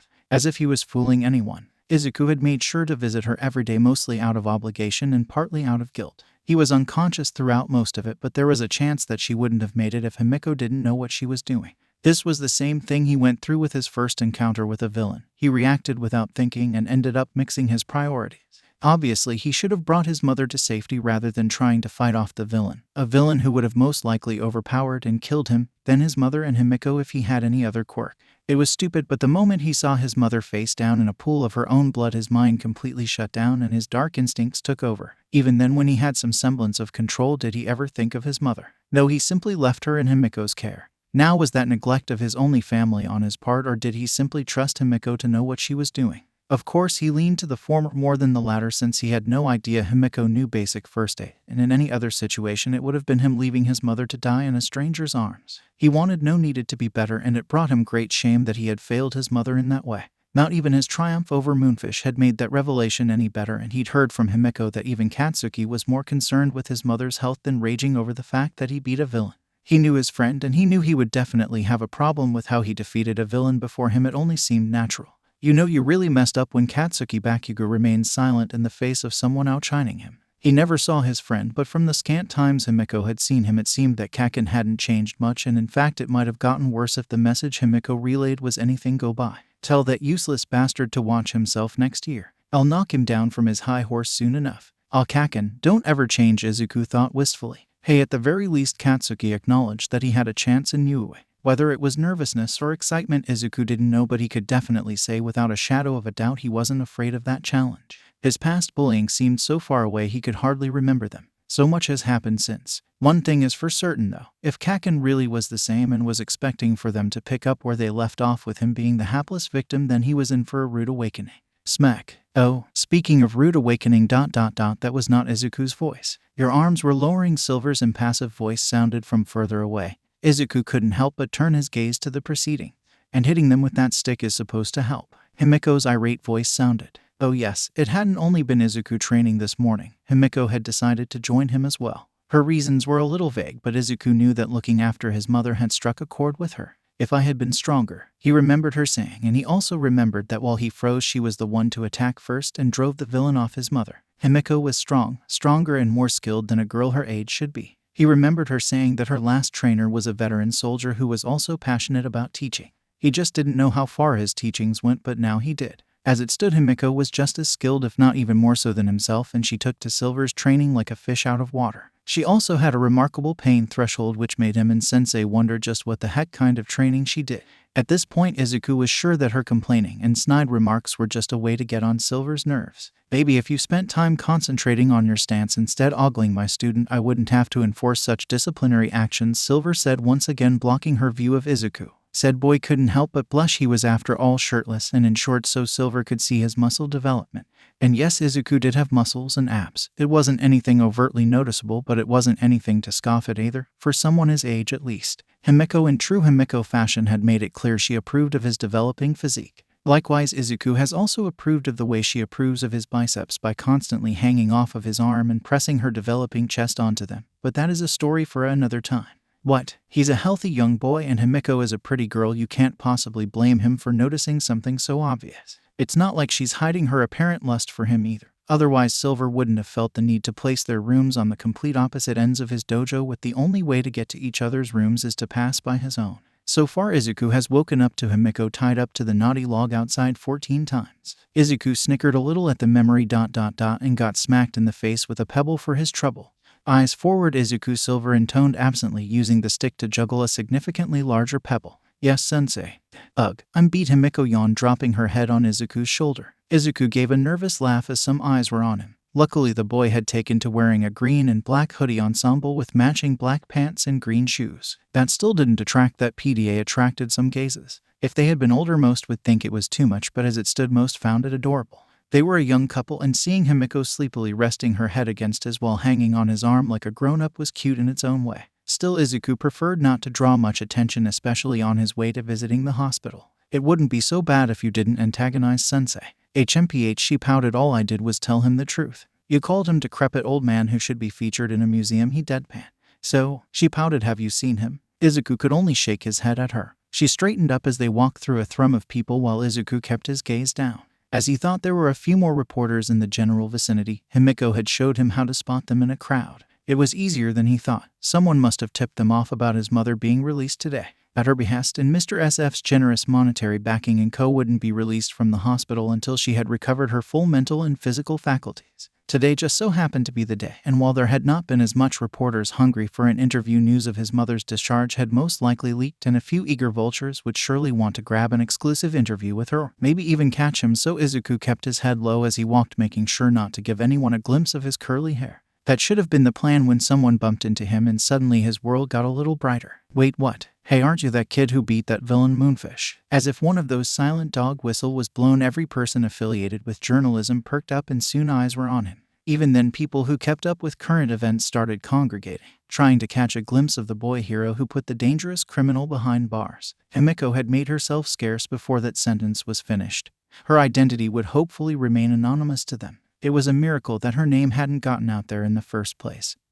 She was instead relegated to a school friend who called the local police. Izuku abruptly had a recorder stuck in his face and a string of questions thrown at him. For a moment, Izuku froze and gulped. He had seen All Might do this 100 times on TV. How does he make it look so easy? He was so nervous the only thing that came out of his mouth was sputtering, until eventually he gave up on speaking and went to his default plan. Clenching his eyes shut, he formed a light grenade and thrust his fist in the air. The light from his fist magnified to the point where to shine through his fingers, and then he opened his palm. Solar sphere. The flash of light outshined the sun itself for a brief moment in that contained cluster of bodies that rendered everyone momentarily blind. Even Izuku saw spots for a moment, but the effect was somewhat stunted on him, giving him a better recovery time and allowing him to slip away and run right into the hospital. As he ran inside, the nurse at the front desk recognized him, and upon seeing the reporters outside, she ordered a few of the orderlies to lock the doors. Izuku breathed a sigh of relief. Thank you, miss. The woman smiled. It's no problem, Izuku. Her gaze shifted to the now crowded door and scowled. Izuku himself winced. Why are there so many of them? The nurse hummed. Well, I suppose people are still talking about what you did to Moonfish. Izuku looked at her in disbelief as he walked beside her. But that was weeks ago. Surely something could have happened to make it old news by now. The nurse laughed. Clearly you don't give yourself enough credit, and her expression turned just a bit serious. That villain Moonfish. He wasn't just some run-of-the-mill villain either. He's defeated heroes with years of experience before. I'll say it again, Izuku. It would be a miracle if anyone short of veteran heroes survived a confrontation with him, but how you managed to actually defeat him is... She trailed off and shook her head. I guess it doesn't matter so long as you survived. You must have one powerful quirk to pull it off. Izuku laughed nervously and gulped. He'd purposely avoided the topic of his quirk for some time now. He didn't know why he did it exactly, because it's not as if he's going to get in trouble because of it.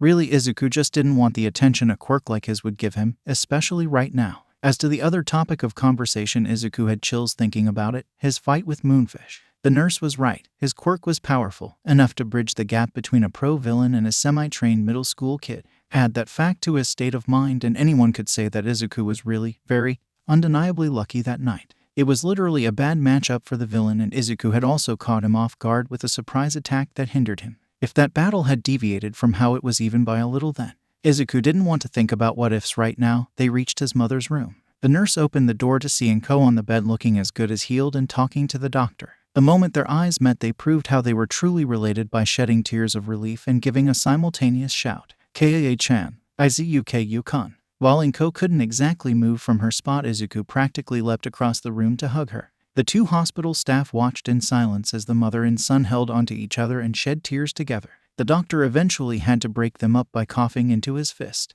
It took about 2 minutes to go over Inko's current health. Basically, she was alright and that her health was relatively fine, though he cautioned for her to take it easy. He also recommended a therapist for both of them to see, which was surprising. At least it was for Izuku. Inko, however, nodded in agreement to the suggestion.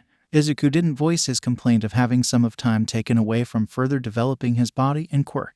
After the incident and his mother's very real near-death situation, Izuku realized something upon watching her unconscious form one evening. Izuku hasn't done much with his mother in a long time. The thought hit him like a freight train. The potentially last time he would see his mother, and he hadn't any lasting memories of her. She was just always there for him, in the house whenever he needed her. A near constant in his life he figured would always be there, like an NPC in a safe house if one were to be cruel about it. The comparison made him ill, but it wasn't incorrect, and Izuku realized that in his quest to become a great hero he was a lousy son. What was the point of being able to save lives if the most important person in his life ended up being tossed to the wayside? Was he actually ignorant, arrogant to believe that his mother was this immortal, untouchable being that could weather through anything? No, she wasn't. His mother was just as vulnerable as him, even more so, and this incident only serves to highlight this. But there was hope yet. He could salvage his relationship with his mother, and while the thought of going to therapy didn't appeal to him, the thought of spending more time with his mother did. Izuku squeezed her hand and smiled, nodding to the man. As the doctor left, Inko's smile dropped. Izuku, where is Himiko? Oh, now that I thought about it, she must have had some trouble getting in with all those reporters outside. Oh, his mother seemed mollified by this as she leaned back into the bed. I hope she's all right. Izuku smiled. Don't worry, Ka-san. Himiko can take care of herself. Where is he? Himiko had a scowl on her face as she tried and failed to spot her quarry. She had been on the hunt for a few minutes now and hadn't so much as caught a glimpse of him. Right now I should be with my Izuku and Inko. I swear when I get my hands on him. Her inner monologue cut once she spotted a suspicious-looking person with a hood over his head. Himiko saw a flash of teeth before the man started walking away.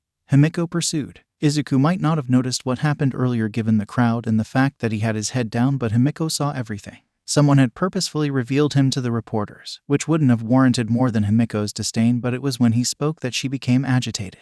Himiko knew this person, and if he's here, she trailed off with a bad feeling developing in the pit of her stomach. Himiko tracked him down to a wide darkened alley that wasn't a cliched dead end. She was still cautious though, and the caution paid off as she managed to narrowly duck getting grappled from behind and sweep the perpetrator's leg from under him. She spun to her full height and attempted a stomp, only for him to tilt his head to the side, then push her, using his foot to trip her up. Instead of stumbling, Himiko did an elegant backflip to catch herself while reaching for her thigh holster. The man flipped up and spun into a roundhouse kick that caught her hand, effectively kicking the weapon from her hand. Himiko growled as she had no choice but to engage him in hand-to-hand combat. Immediately put on the defensive by his flurry of well-coordinated attacks, Himiko was helpless when the man finished off with a spinning back kick that launched her into the wall. Coincidentally, it happened to be beside where her errant weapon, a butterfly knife, lay. Himiko grinned maniacally as she held it up like a serial killer and charged after him. The man was silent, but a mirrored grin could be seen under the hood even as he was forced on the defensive by Himiko's wild yet precise strikes. She jumped up and stabbed down towards his head. He used his wrist to block her own, but Himiko simply let go of the scissors and caught it in her left hand before stabbing it. The man reacted with shocking speed, grabbing her left hand and twisting it behind her painfully. Himiko's grin didn't waver as she tossed the weapon mid-twist and forced her body to do a corkscrew flip and twisting her arm while grabbing the weapon off the ground to stab it into the man's forearm. Surprisingly, the blade didn't penetrate deep before it met resistance. He bled, but not enough for Himiko's taste. TCH, she clicked her tongue and leapt back, standing at her full height. Are we done here? The stranger looked to his bleeding arm and licked the blood from it, ignoring the way Himiko's face twitched at the action.